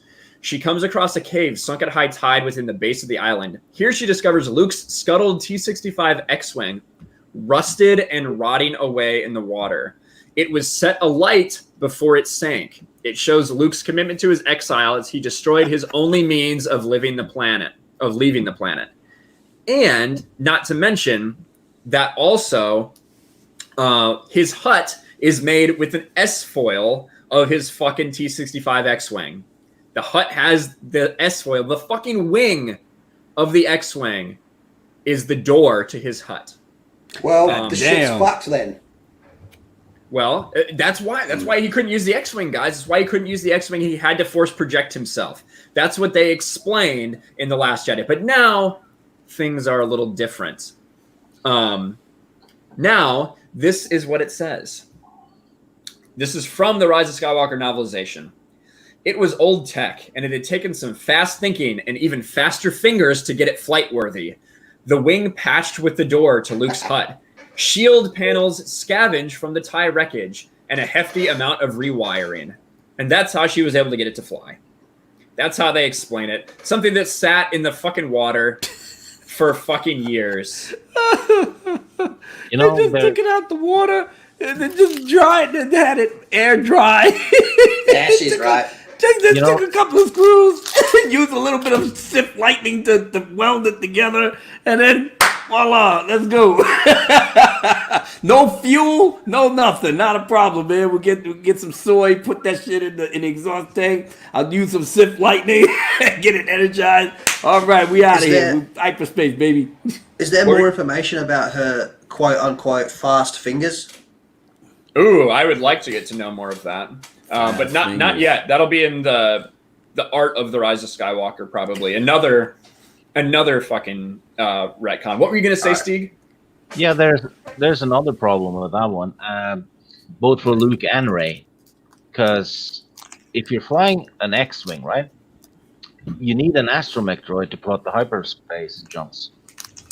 You can't do it without an astromech droid. Yeah. And that one, and Luke didn't have an astromech droid with him when he went to Octu, so he shouldn't even be there. And then Rey should have needed one to get off. That is a great observation, Steve. Damn. I know. That's right. The astromech should have been there. So I'd have fucked it, Rey. You know what? Why are we even trying to explain it? They're even telling you, you know what? We don't care. But there should be an astromech. No, this shouldn't be. No, it shouldn't be. All right? This is fucking Disney trilogy, man. This is not the George Lucas trilogy. You ain't gotta fucking have shit make sense. It's a ship, man. It's a ship. We need the ship to go to point A to point B. All right? Can we do that? But the continuity, listen, fuck a continuity, man. God damn, we're trying to make a movie, man. I mean, I don't want to fucking think of this shit. I want shit to be like the Marvel movies. I want you to go in there, get your bowl of popcorn, drink your drink, just sit up there, kick back, tell your badass kids to shut the fuck up and just let you watch the movie. And when it's over, take your ass, get your fat ass out, take your fat ass wife with you, your ugly ass kid, and get the fuck out my theater. That's all we want. We don't want you to think about shit. So, no astromech, no real way of how Rey, by herself, was basically rebuilding the X-Wing from scratch. Nah, they just needed, listen, man, JJ's already at Warner Brothers, so we can't even get to him to try to figure out some of this shit. So let's get some of these writers and let's just get into a whole big group. Tell Pablo to come out of his little hidey hole and let's just think some shit and just put it out there. And there you have it, ladies and gentlemen. Yours to consume for $25.99 plus tax at Barnes & Nobles. If you're stupid enough to buy it. Fast fingers, though. I mean, you don't need fast fingers to fix a car. It's more like a slow and steady process, isn't it? Imagine, listen, just the idea of a vehicle being fucking space-worthy after sitting there rusting and rotting in the water after being lit on fire. And For then 13 years. From someone who was very mechanically inclined in Luke Skywalker. He couldn't fix it. She takes a TIE fighter there and fucking destroys it, catches it on fire, fucking wrecks it so she can't leave. But she's able to cobble together pieces. It's fucking bullshit. And I don't know. There were other ways they could have done this to not make it so fucking difficult on themselves. Shoot. I mean, that little the chat message said Rey was hot and she was sweaty. Maybe kind of Luke said, came out of his hut, saw Rey in a little dress and all sweaty and everything and nipples out. He probably said, you know what? Nipples out? What the fuck? He said, I fucking wasted my life as a Jedi. What was I doing? I need a chick. Me and Rey hook up. Whatever I know, she'll do some force shit. Have him there, put his hand over there and just download his shit just like she downloaded Kylo. Just repair the X-Wing and take off. Meanwhile, Luke is by himself, draws all down, no lightsaber. He's just waving goodbye to Rey and she just flies off of his ship. No love whatsoever for the former Jedi Master who was a failure. Yeah, just make that shit complete. As a matter of fact, make an erotic novel out of it. You know what I'm saying? Get some money and just call it a day. This shit is beyond ferocious right now. Maybe that's the J.J. Abrams cut. I missed the part where Rey had her nipples out. I don't remember that part, but we do have 99-cent super chat from Raging Rhino. Thank you, Raging Rhino. Appreciate you, brother. Appreciate that. Palpatine's body is deteriorating because of the dark side of the Force, right? That was alluded to in Rise of Skywalker when he told Rey, "I'm dying and I need you to kill me." So why not just cut himself off the Force like Luke did to preserve the body? Well, because number one, it would actually make fucking sense, and Disney's not about making sense; they're about making dollars. And number two, it would just be more even convoluted than it fucking is already because he wasn't even supposed to be there in the first goddamn place, But, That's right. But this is where we at with Disney, I kind of like when he said, "I need for you to kill me, bitch, so I can, possess your body, and then I'll be the ruler of them all because you're my granddaughter." Never mind the books that they're gonna put out later to try to retcon it. You're still my granddaughter. You're still a Palpatine. And then all of a sudden, Palpatine gets the great idea, like, holy shit, I don't even need to get killed by you. I'm back, baby. Look, I got my hands got oil of Olay, and I'm looking all like the old school Palpatine. Yeah, fuck all of y'all. Yeah, and he went to town, and he still got beat. Still got his ass handed to him. So his body is deteriorating from the dark side, right? And his spirit. And then he fills himself with all the other Sith spirits, and it heals them. Kinky. So it's basically like being poisoned, but then you drink a gallon of poison to heal yourself. How the hell did he get all those? This is where they really fucked up. They just really corrupted the whole rule of two aspect of the Sith line. They ruined it. They literally ruined it. You got 15,000 Sith acolytes just chilling. You're part of Darth Bane's rule of two. Shit. Even Darth Plagueis said he's not going to, have nobody else, taking control of his knowledge. He's going to live forever. Palpatine, it's just going to be me and you. There ain't going to be no more need to be training people. You're going to be my forever apprentice. I'm going to be the man that's behind the throne, and we're going to rule the galaxy forever. That's it. And then Plagueis get taken off the map.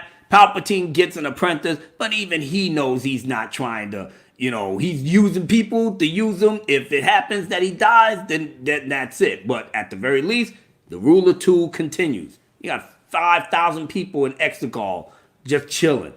What are the Sith acolytes? What are they doing?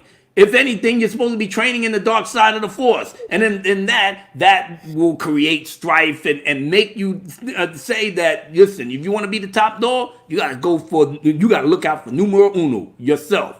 So Palpatine was a great component of that. Why? He's not training these guys no more? Everybody just sitting in the cut like this, waiting for thousands of years or hundreds of... what's happening? Yeah, I don't know, man. I don't know. We just chilling.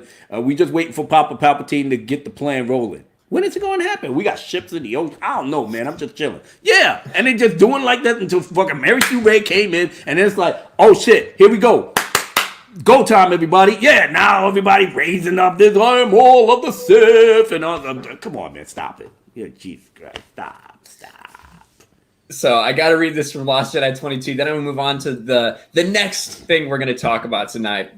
Rey had no nipples. She inherited that trait from her father. He too had no nipples, which is why Palpatine rejected him. He's actually breaking it down. I love that. Yeah, that makes more sense, to be honest. Red gays. Star Wars is both gay and dead. Hashtag pour one out for my homies. It wasn't pretty much. It wasn't nippy on Jakku anyway, so. That is very true. It was pretty hot. The poor man's Tatooine, Jakku. Should have fucking knew then this shit was Jack off. Shit. Yeah, it's gonna be a shit show. So, speaking of shit shows, have you guys been watching The Clone Wars Season 7 at all? I have. All right. I watched 2 episodes. So, we know that these are not new, right? That these were released in 2015 as unfinished episodes, and that they're refinished, basically, at least these first 4.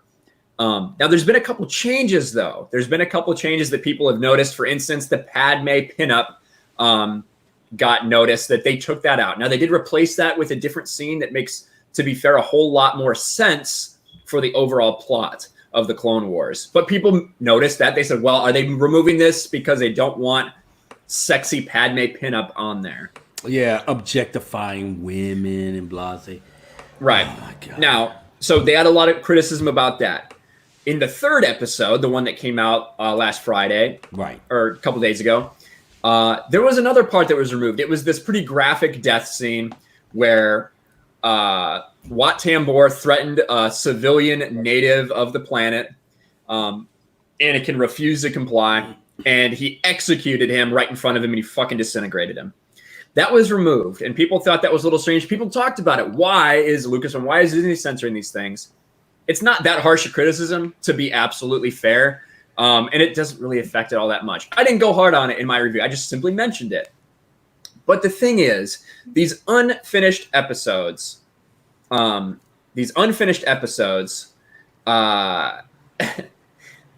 been out on YouTube for years and years and years. But all of a sudden, after receiving this criticism, they've been blocked. They've been blocked, and let me show you what happens when you try to click on it. I'll actually pull up my shit. Let's see. I want to see the original On the Wings of Kiridax. That's strange. Video unavailable. This video contains content from Disney Enterprises, Inc., who has blocked it on copyright grounds. Now, I can tell you, as of Friday morning, this was available. And it had been available since 2015. Wow. Has 400,000 views. But all of a sudden, All of a sudden, they get a little bit of fucking criticism about how they handled it. And what does Disney do? They fucking block it to prevent any of that criticism. Have you guys heard about this, and what do you think, Stieg? It's cowardly. That's what it is. If you're gonna make changes, make a case for those changes instead. Explain why you changed them. Yeah. And like you said, these changes aren't a big deal, really. But I've seen people say, that they remove them because it basically confuses the viewer. Yeah, I've seen like one retarded person say that. Yeah. Yeah, and pretty much. If they don't want unreleased stuff from Star Wars on YouTube, why the hell are they showing the unreleased scenes from all of the Star Wars movies on YouTube? All of those are being left alone. Exactly. So this is deliberate, and it is to hide criticism, really.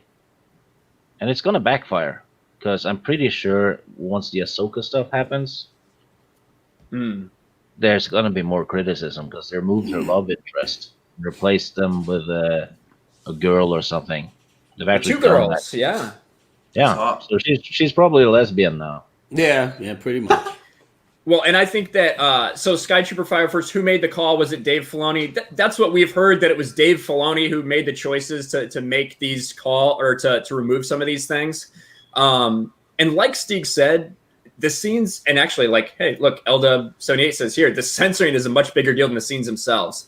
For instance, in the second episode, they removed a scene of a pinup of Padme that clones had put on the nose of their ship, and replaced it with this scene that actually gives a lot of insight to to the fact that what Anakin and Padme are going through in the lead up to Revenge of the Sith.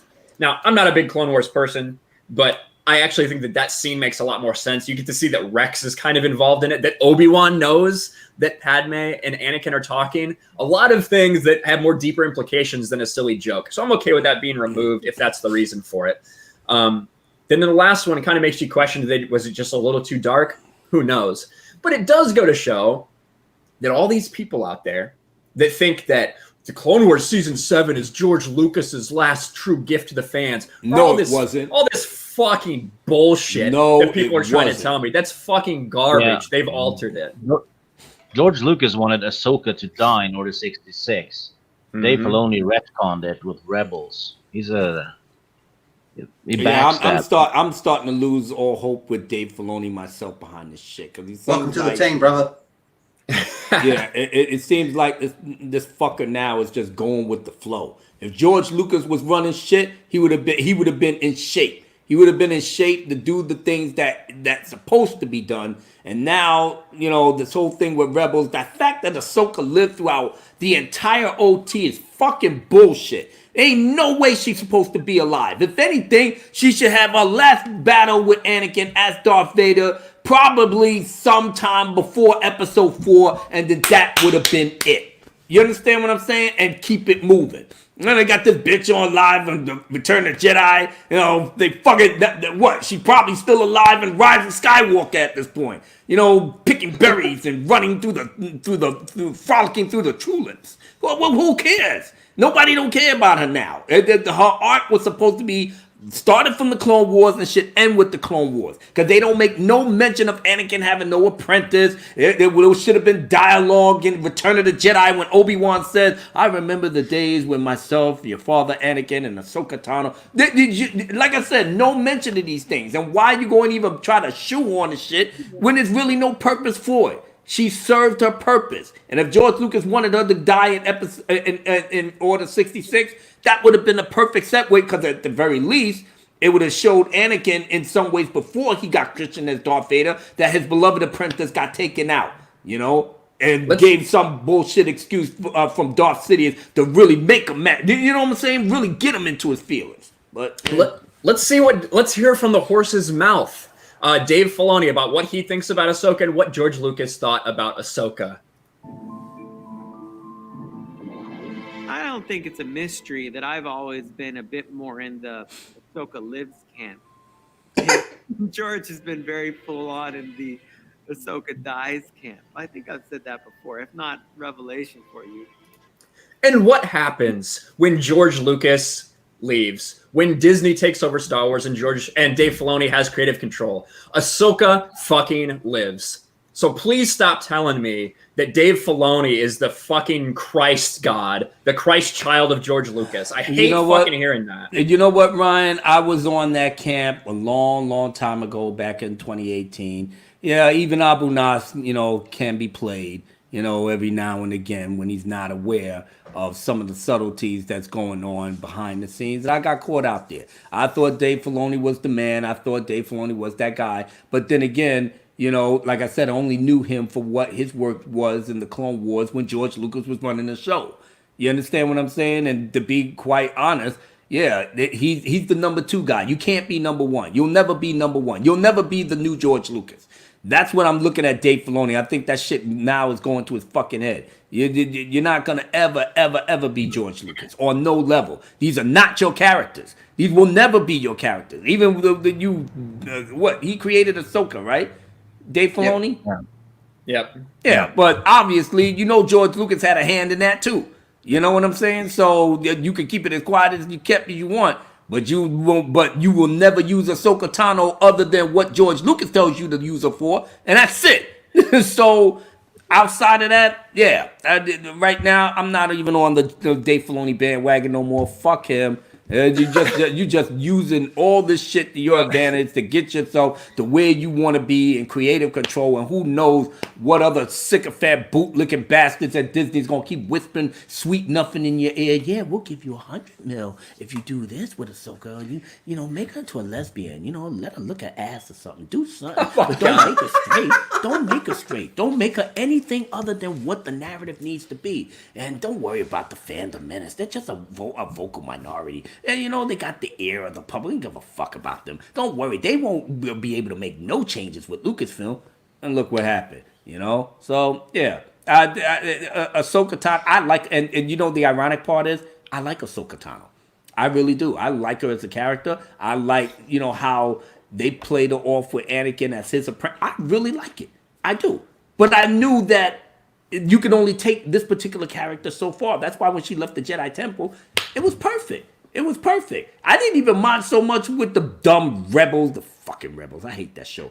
The rebels when, Ahsoka was fighting Darth Vader, because that was a foregone conclusion in my mind, And I wasn't unopposed to how they played it. But, Abu Nas, I got better ideas to use for Ahsoka Tano when she's facing off on a former master. You know what I'm saying? But I will give them credit for how they played it out in there, because it brought you all your feelings from all the adventures that they had during the Clone Wars, and it was a perfect fit. But even then, you should still have a definitive end for her, so that way Anakin can wallow in his misery even more and get him more deep into the dark side, because that was the whole purpose of turning him into Darth Vader in the first place. Use his power against himself. That's what Darth Sidious did. He ain't really had to do much. Anakin's own feelings and his own sense of, a failure to himself, to his wife that he thought he killed. Yeah, that shit fueled him. Read that book,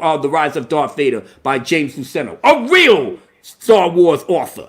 Not like Chuck Wendig or these Claudia Grays and all the other people. Nah, you did learn from the master. He described it perfectly. And that carried Anakin all the way up to the point when Luke told him, let go of your hate. I feel the because at that point Anakin already knew Darth Sidious lied to him. Darth Sidious told him that he killed his wife, and then the very being that he felt in the Force, that he felt Padme's essence, all up in Luke Skywalker, and made him feel ashamed, because this was the Jedi he was supposed to be.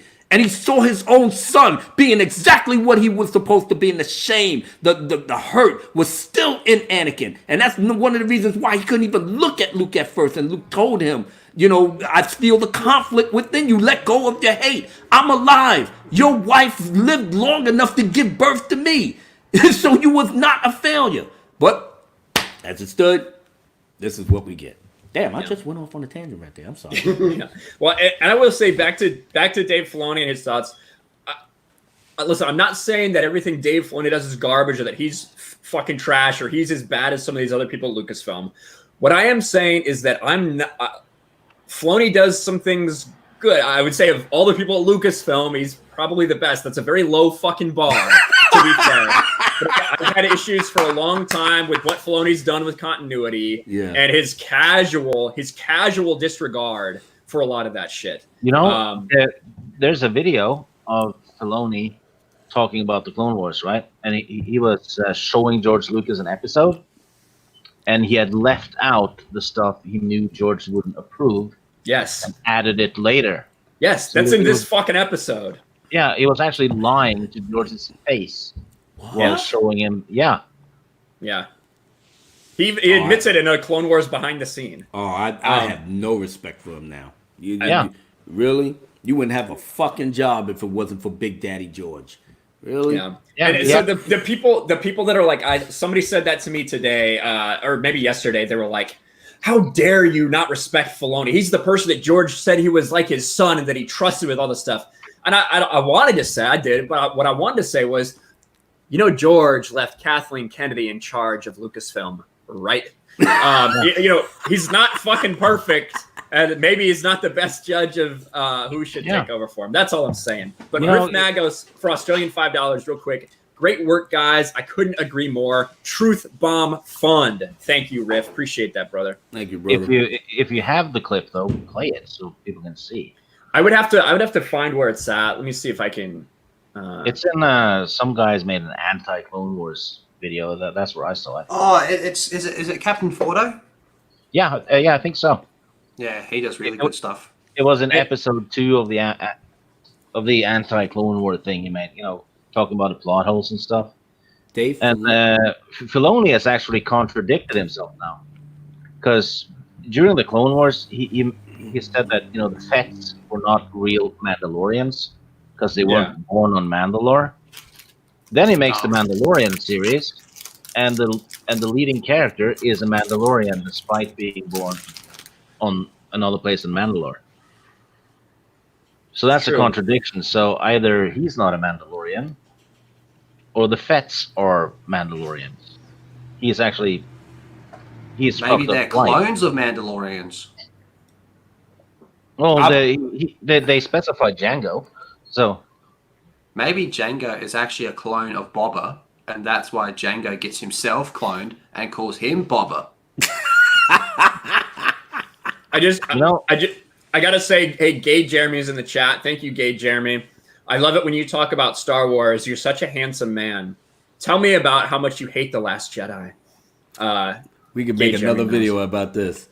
And then Rennie A also says, Dave Filoni is so weird. Don't forget he really loves wolves. Oh, we will never forget about his persona. His persona, cub fucker.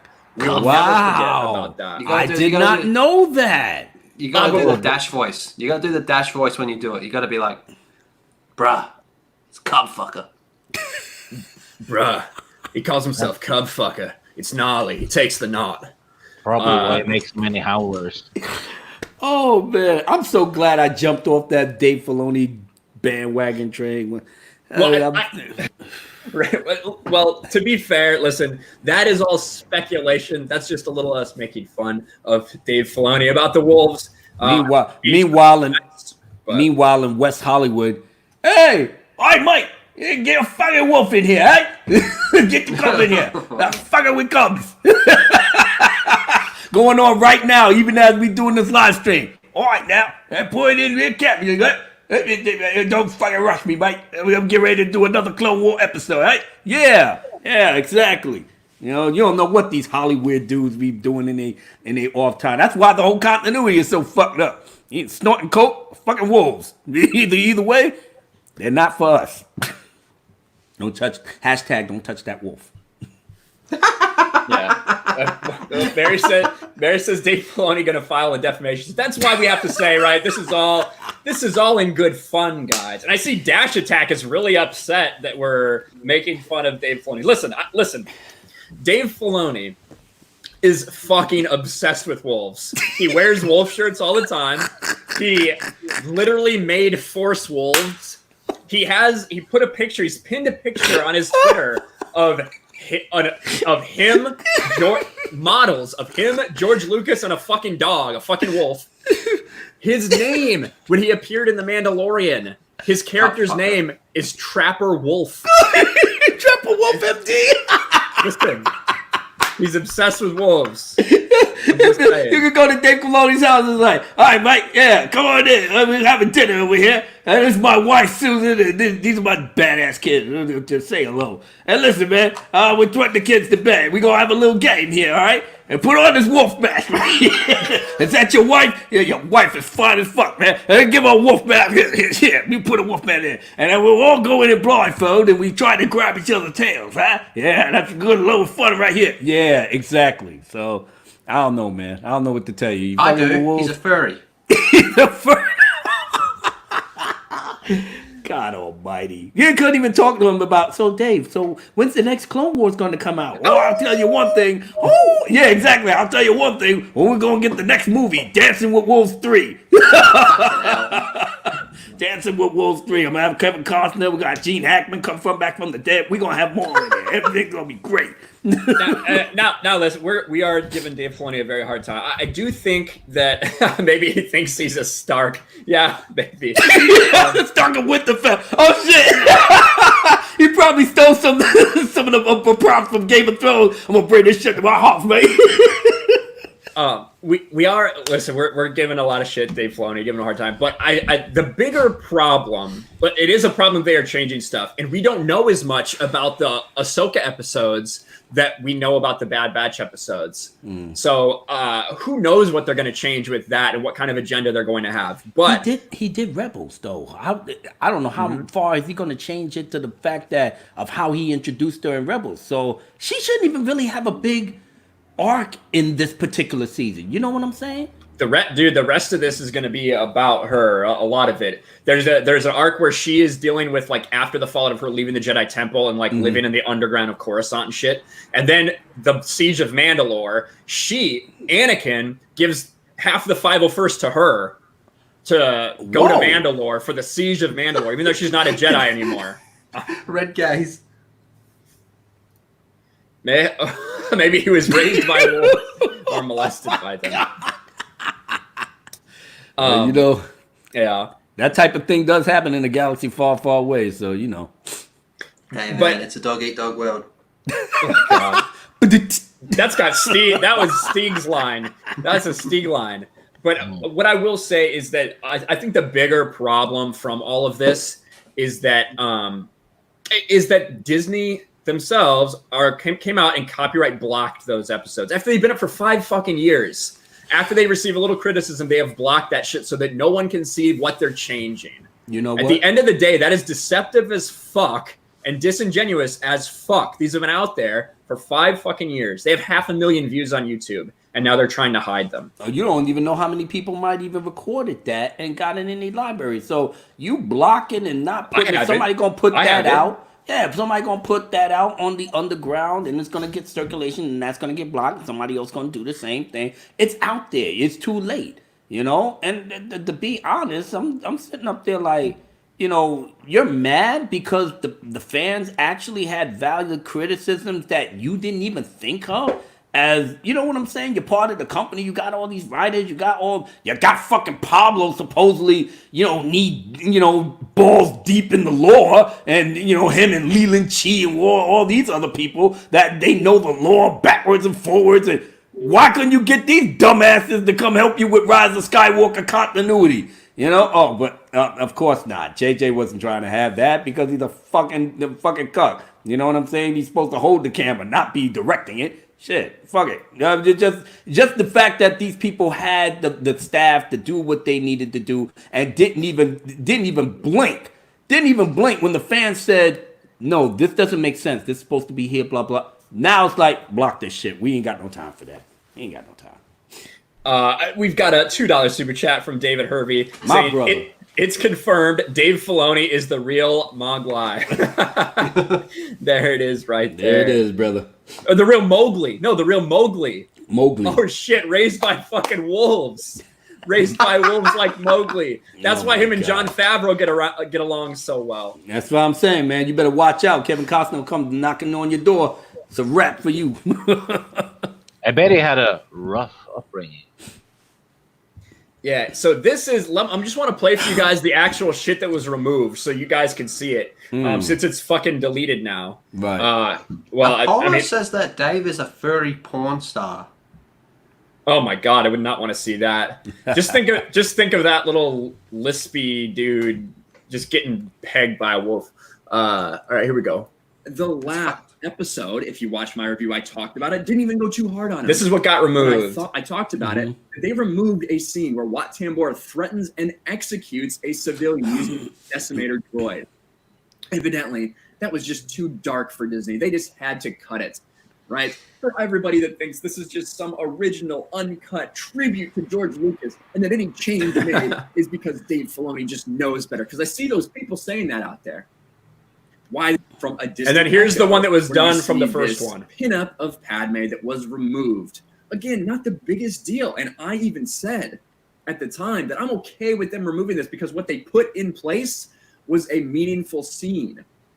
But of course, Disney can't handle any criticism at all. Yeah. So those are the two scenes that they must have just not wanted you guys to know about. And that's why they copyright blocked it. God forbid, sexy Padme following in her mother's footsteps. You know, no, not her mother's footsteps, and the daughter. No, actually, the originator of the sexy outfit. You know, mother Leia gets the sexy slave Leia outfit. It's iconic. It's iconic. People cosplay with this. So what? And her outfit wasn't even half as salacious as Leia's. You know what I'm saying? And then I just pulled the trigger like that. It was that bad. I mean, but if they replaced it with something better, that's fine. But you know, just this knee-jerk reaction is the thing that I'm really just getting sick of. I'm really sick of it. You know, because there's really no purpose other than the virtual signal the fuck out of this thing. And now we at the point like nobody gives a shit anymore, really. You know, even your Raylo shippers is jumping off the bandwagon now. Yeah. Took a whole month to make $1 billion and nobody don't give a shit about it. It's like no interview. Nobody's not doing nothing. It's dead. Now they're giving me to release it on digital and DVD and all whatever. Yeah, no one cares. Yeah. Kick-Ass Johnson says horrible animation. So those were unfinished. Those were the rough cut animations that they did the voice acting to. That's what was done in 2015 when they released them at Star Wars Celebration when they didn't think we were having another season of Clone Wars. That's why they released it. Right. All right, guys. Next time Jeremy streams, we are going to troll him with Filoni rainforest memes. Yes, that's pretty good. You can tell him we sent you.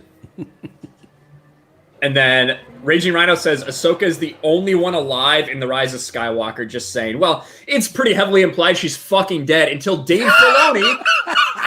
One more thing about Dave fucking Filoni. Dave Filoni came out. I should find this quote. He basically said that fans are fucking stupid if you think that just because you heard her voice in Rey's head that means she's dead. That's what Dave Filoni came out and said.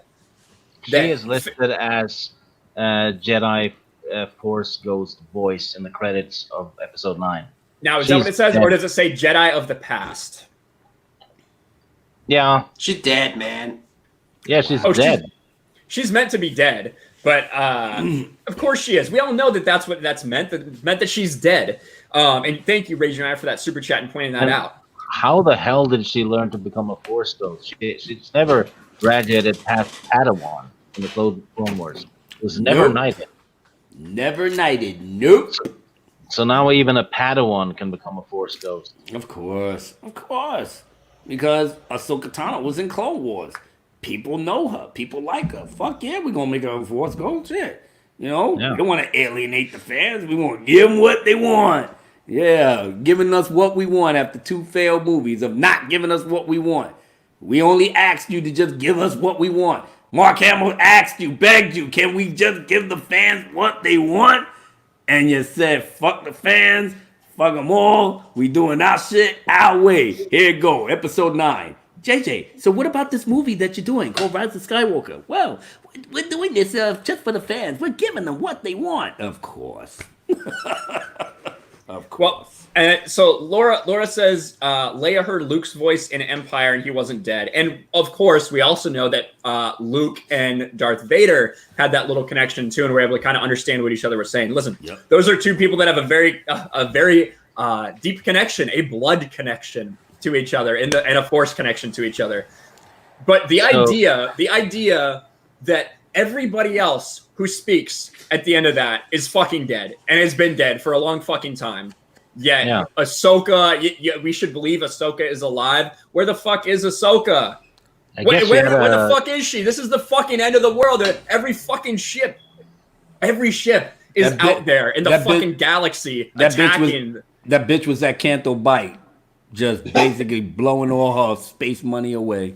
It was probably like a group chat with Force Ghosts. I know, right? Skype. I know, just on the in the intergalactic line. You know what? Ahsoka Tano, please hold.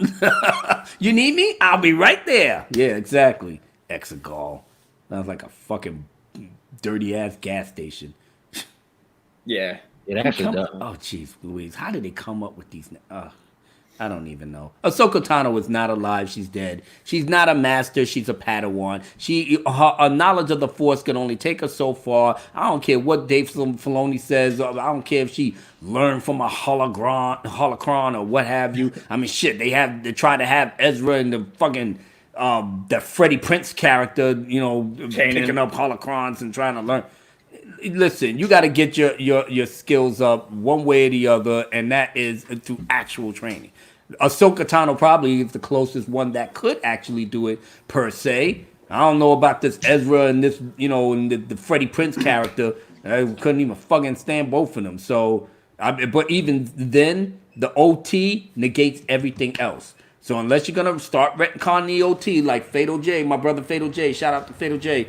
He's really of the conspiracy theorists, even though I don't even want to say it like that, but he's been spitting this for a while. They probably trying to wait. They going to wait until after Lucas passed away, God forbid. Yeah. And then that's when all the floodgates is going to open just to fit their bullshit. But then again, it's going to be too late because the rest of us already got episodes 1 through 6. We already got the truth. We already got the book. We good. So I don't know what you're trying to tell these 22-year-olds, 18 to 22-year-olds about Star Wars history and this, that, whatever. You got to make up a whole new history for it. And even then, the old history that we had for 30 years is still out there. And it's going to always be out there. We just have to spread the word. It's almost like in the old days, before you had, parchment, you told stories by the campfire. Maybe this is going to be one of those things with us, that we're going to be teaching our grandchildren and you hope your grandchildren teach their grandchildren about what Daddy Abu Nas had in his house almost 100 years ago. And it's like Greek mythology. And dare I say it, that's exactly how Lucas planned it. He had a whole universe, a mythology, stories that told the chronicalization of the galaxy all the way up to the Battle of Yavin, and beyond. We have that. We just have to go back before the Disney sale and just cement it as it was. So Dave Filoni, Pablo, Chuck Wendig, fucking Bob Iger or Bob Iger Jr. now that's running the show. All of you got, the only one that I have some hope for is not Dave Filoni. Is Favreau, right. But you know what? Even Favreau will probably get tired of this shit. If he got to keep telling these corporate butt munchers, just leave him alone. Let him do his thing. If I want to bring George Lucas to the set, let me bring George.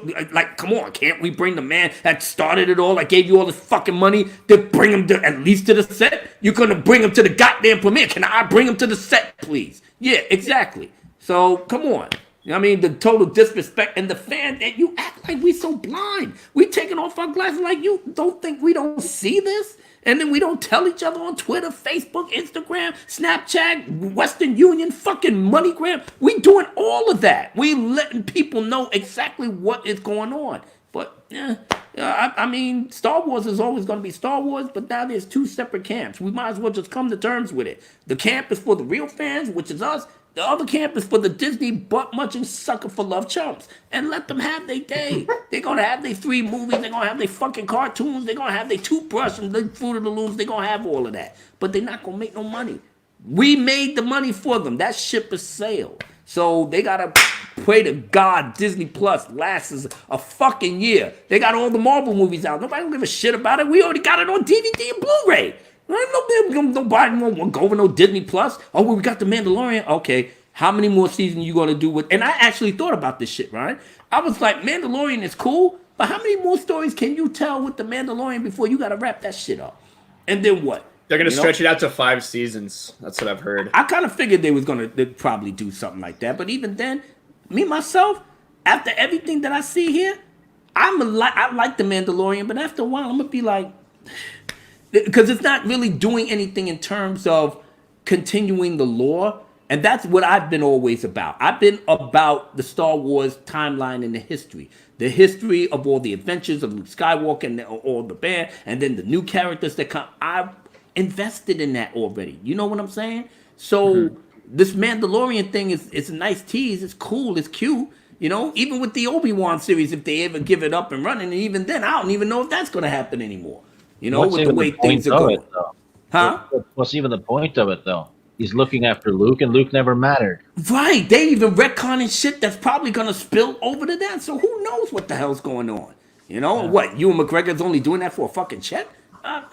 Exactly, man. I'm of the mindset where ignorance is bliss in my head. And I'm not saying that everybody in the chat, you know, to listen to me or whatever. I'm just spitting my feelings. I'm die hard with this shit.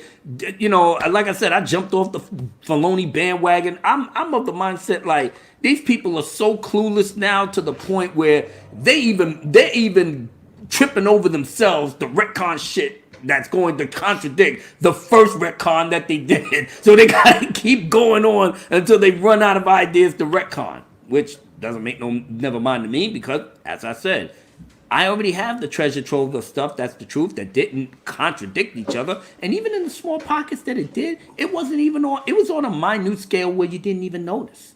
You know? Just as long as the main characters or the main plot lines, the threads was intact, everything was good. But now it's like, But I can't thank you enough, Ryan, for really, at the very least, showing us in black and white and on TV screen just how bad this shit really is. And God knows it's even gonna get worse from here. I just gotta give a little. All I'm doing is providing an opposing opinion because I feel like nearly fucking everybody is just in love with Filoni and worships him. So I just gotta show a little bit of the other side. Not saying that everything he does is trash. Just saying. I'm just saying I saw the light, so I'm good now. You know. Yeah. Go ahead, Steve. Do you guys remember those short cartoons based on the OT that Disney made last year? Where Forces Leia, of Destiny. Yeah, Leia's kicking Chewie and all kinds of stuff. And oh shit! Do you think that's kind of Disney testing the waters for a remake? Yeah, at least that's what Fatal J said. They the way he's telling it, they're really just buying their time. They can't do it while Lucas is alive. They cannot do it while he's alive. So, I mean, it's even in the contract that everything is canon, but after he passes away, it's almost like, you know, the gloves can be off, you know? Yeah. It's a damn shame. That is a real damn shame. You know, most of us is going to be in our 60s by that time. You know, we're going to have more things to worry about other than, you know, whether they get retconned the whole OT trilogy. You know, but it's still gonna sting because this is our childhood. This is where our inspirations and our aspirations and our dreams and our, you know, and our creative, you know, fantasies was born. This something that made us. It made billions of dollars. It united fans from around the world.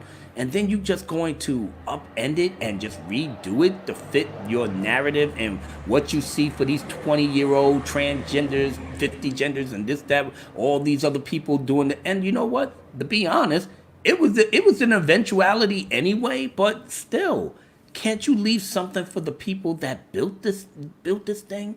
To give, you know, like, do we even matter anymore as fans? That's the reason why I'm the way that I am on my channel. That's the reason why I am within our community. I am like that. I'm not allowing you to just do whatever the fuck you want and not be held accountable for it. I'm not doing that.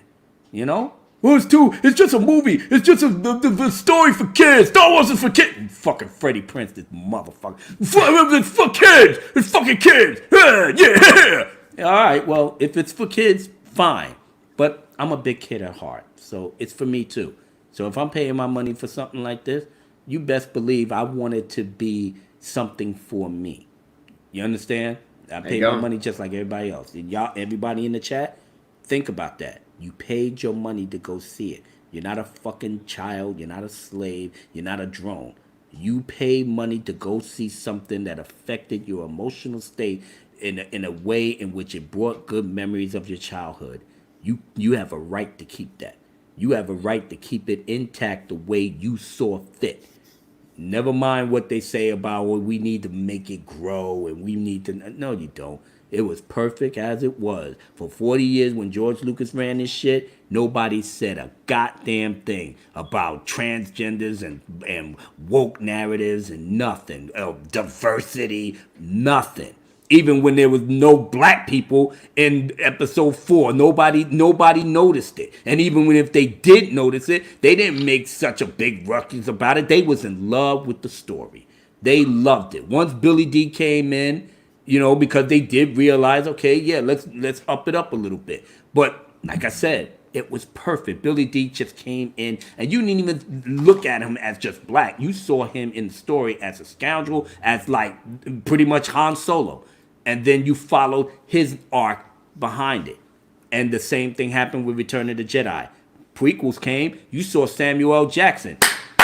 We was all in heaven. And look how it played out. Didn't play for no diversity. Jimmy Smith is Latino. You know, you saw him as Bail Organa. Nobody saw anything other than they saw the characters. They saw characters that they invested themselves in. And now look what we got here. Everything is always, if it's a woman, why can't it be a black woman? If it's a woman, why can't it be a Indian woman? If it's a woman, they don't talk about men no more. They don't talk about nothing else. This is what we left with, ladies and gentlemen. So you need people like myself, Ryan, Lethal, Stig, all the other people from the Fandom Menace community. You're gonna keep seeing a lot of us, because if somebody's gonna let these people remember that we matter, then it's gonna be us. If a character is only in the story to represent the skin color, that character will only be skin deep to begin with. Exactly. And that's already happened. The proof is in the sequel trilogy. Yes, sir. There you go. We got a $5 super chat from Mr. David Hervey. Thank you, David. Appreciate the support, brother. How much you guys want to bet they're going to take out Din Djarin one day and replace him with a female Mandalorian? Whoa. We'll have to see. As a lot of people have speculated about it. Rolling the dice, man. You know what? It's a crapshoot either way. And you know what? We can't be surprised by what anybody does in Lucasfilm at this point. Damn straight. Damn straight. And this is a great point. I just want to point this out. I saw this. Filoni's like a broken piece of a boat. He's not the boat, but he's all we have to cling to. Wow. I agree with that. Deep. I think that's actually a deep take that's pretty accurate. And that makes sense why people cling to him. Yeah. Raging Rhino, Australian 99 cents. Thank you, sir. And we are going to we've been going for over 2 hours now, so we are going to wrap it up here. I want to give you guys a chance to plug your channels. We'll start with the man in the mask, Mr. Lethal Lightning himself. G'day. Let's see G'day. where to start. First of all, thank you, Ryan, for having me on this beautiful public holiday. Normally I'm at work. Instead, I'm sitting here talking with you lads, and I'm not even dressed yet. It's brilliant. Oh, hell yeah. Thank you for having me on. Thank you, everybody in the chat, for coming. I don't know. I don't know what to say. I'm just amazed that I get to hang out with such amazing people. I'm super duper happy with all this. You're all beautiful. Well, thank you. Thank you for being here, Lethal. And I'm sure. And let me make sure that your link gets in chat as we do this here. And then go ahead, Abu Nas. Go ahead and Steph already got it. Of course she did. Steph got you in there. So. Oh, really? Oh, okay. There you go. Go ahead, Abu. Where can people find you? I can be found on my channel, which is my name right there, Abu Nas. Been here for pretty much 2 years now. On YouTube, spitting my feelings, giving my rants, but trying to bring the gospels to everybody in here. And like I said, I'm an OG member of this beautiful community. You know, I've been here since the beginning. I'm going to be here to the end. So you can find me on Twitter, on my handle. I'm not everybody's cup of tea. I can tell you that right now. You know, I'm not in for the bullshit. My Abu Nas Rehabilitation Center is always open. We got to bring people in here that's just stuck on stupid, and we got to let them see the light. Sometimes it gets rough. Sometimes I have to smack them upside the head. Sometimes I got to get like that, you know. But it's for your own good. It's for your own good. So hopefully you could check me out, and you know, if Ryan Kinel gives me a little bit more space, maybe I could take y'all out the right way. How's that? Hell yeah, we'll fucking do that for sure. We'll let Stieg plug himself, even though he doesn't care about it that much. Stieg Kenobi, what can people find on your channel? 6 minutes of nonsense that people seem to think is a lot quite funny. Really, that's pretty much it. Other than that, I'm on Twitter, whining like a bitch about Disney Lucasfilm. You're not whining, Steve. You're not whining. You're spitting the gospel, brother. Because what Disney has done, they have blurred the line between nostalgia and necrophilia. And that's not a good thing. That's deep. So all of you start reading, the Legends books. That's right. Yep. I wouldn't say they're good if they weren't. They actually are good. And Steve gives fair reviews of them often too. If it's bad, he says it's bad. So yeah, I'll speak my mind on it. If a book is shit, it's shit, right? Doesn't matter if it's EU or Disney. But the best ones are 100 times better than anything Disney has ever pissed on. Right. Damn straight. And then we got 2 super chats here. Sky Trooper 501st for $10. Thank you very much, sir. Or ma'am, I suppose. I think that Baby Yoda is actually the real Yoda. I suspect that John and Dave Filoni will use time travel in The Mandalorian so that it would be connected to the High Republic. And to be fair, Dave Filoni has had time travel before with The World Between Worlds. That's not out of the realm of possibilities. And Baby Yoda is 50 years old. You know what? I might as well just get my nerves ready. Because that's a possibility that could just happen, just like maybe tomorrow. They'll wake up and say, "Hey, let's make it the real Yoda." Yeah, exactly. God, don't discount it. We've seen enough shit stuff. Yeah. And then Red Gaze for $1.99. Before you go, I need Lethal to cup my marbles. Slide on over closer and let's get real intimate with this gaze agenda, my friend. There you go. So I hope that was well worth your money to have Lethal cup your marbles, Gaze. And then Raging Rhino, yes, I will be doing for my patrons. I will be doing a Discord hangout after the fact. Give me about 10 minutes after the stream ends because I got to fucking piss like a goddamn racehorse. So I'll go get something to drink and I'll pee, which doesn't really seem, that seems a little counterintuitive. And then I will do my hangout in Discord in the supporter voice chat. So thank you, Raging Rhino, for reminding me to announce that. Appreciate it. Space Windu for $2. Go check out Space Windu if you haven't. They have an awesome channel over there about like building lightsabers and things. It's really cool. Nice. Get a song ready. And I think we got one ready here. So with that being said, Abu Nas, let's take it out, brother. All right. Ladies and gentlemen that's in the chat, thank you so much for hanging out with myself, my beloved brother Lethal Lightning, part of the Four Horsemen, Stick Kenobi, Ryan Kinel, Four Horsemen member. Shout out to Sif Kryptonian, the 4th member of the Four Horsemen. Fatal J, our horseman in training, Mara Jade as well. You know, like I said, we're here for the fandom, but we're also here, to really, for better or for worse, lean on each other to keep, the things that we love alive. And this whole conversation has really just brought out, you know, my feelings in a way in which I'm not going to stop doing what I'm doing. And basically, this fandom is all that we have, and I'm going to fight like hell to keep it. So let's do it. Let's do this, right? Oh. Basically, I'm all about this fandom. I'm all about you, the fans. We turn it down just a little bit. I'm all about doing everything I need to do to make everything good. We good there, Ryan? Yeah, just turn the music down just a touch. All right. How's this? That's good. All right. Yeah, I got the good shit at home. But check this out. I pray that each one of you will listen to what I have to say and keep this close to your heart. And I'm going to start it off like this. Check it.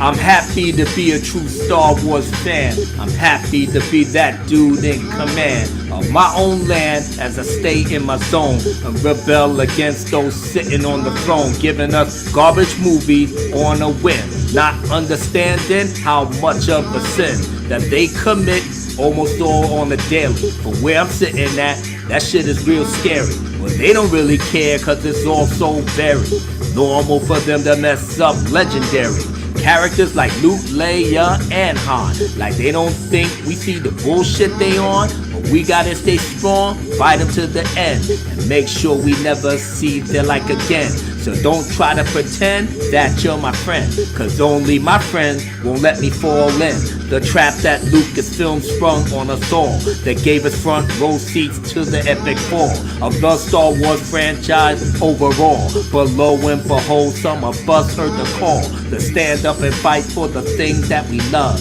Give praises to God on the throne high above. We must unite all YouTubers online so they can spread the word to make Star Wars shine. Listen, basically, I'm gonna stay for this fandom, and I'm never gonna let up, you know? And all the YouTubers out there, we got Stephanie and we got Jeremy. We got Doomcock and Mark with a C. Oldest Movie Blog and SC Reviews. My boy Fatal J, Lord Callis coming through. The Majinai, he straight catch and wreck. That Star Wars girl is a bona fide vet. You know Drunk 3PO is the best. The Dark Council is always gonna rep the YouTube crowd and the usual suspects. The fandom menace all hands on deck. 19K Fox, I love him to death. My brother John talks, he gets my respect. Ryan Kinel, Sith Kryptonian, me and Lethal Lightning, the 4 horsemen. Release the Snyder Cut with the support and defend. Subscribe and ride with us straight to the end. There's so many more that I can't even name, but you best believe they're true to the game. But who am I to speak of their name? What gives me the right to bask in their fame? It's me, Abu Nas, once again, brethren, the black magician and the born Leviathan, a true veteran who don't break a bend. And when I die, it's to heaven I'll ascend. Don't test me, boy, cause you're never gonna win. And that will be the beginning of your end. The fandom menace, Attack of the Clones, Revenge of the Sith, those movies I own, A New Hope, The Empire Strikes Back, Return of the Jedi is back on the map. Now you understand just what I see. Those 6 movies is all that I need. The 2 Clone Wars and yes, Rogue One. Original EU is now canon, son. I don't want The Force Awakens, it's trash. The Last Jedi can straight kiss my ass. Rise of Skywalker, not built to last. The real fans now will have the last laugh and we out. Yeah. So listen. Take this to your heart. Leave this live chat and dedicate yourself to the universe that George Lucas built. Don't think about nothing else but that.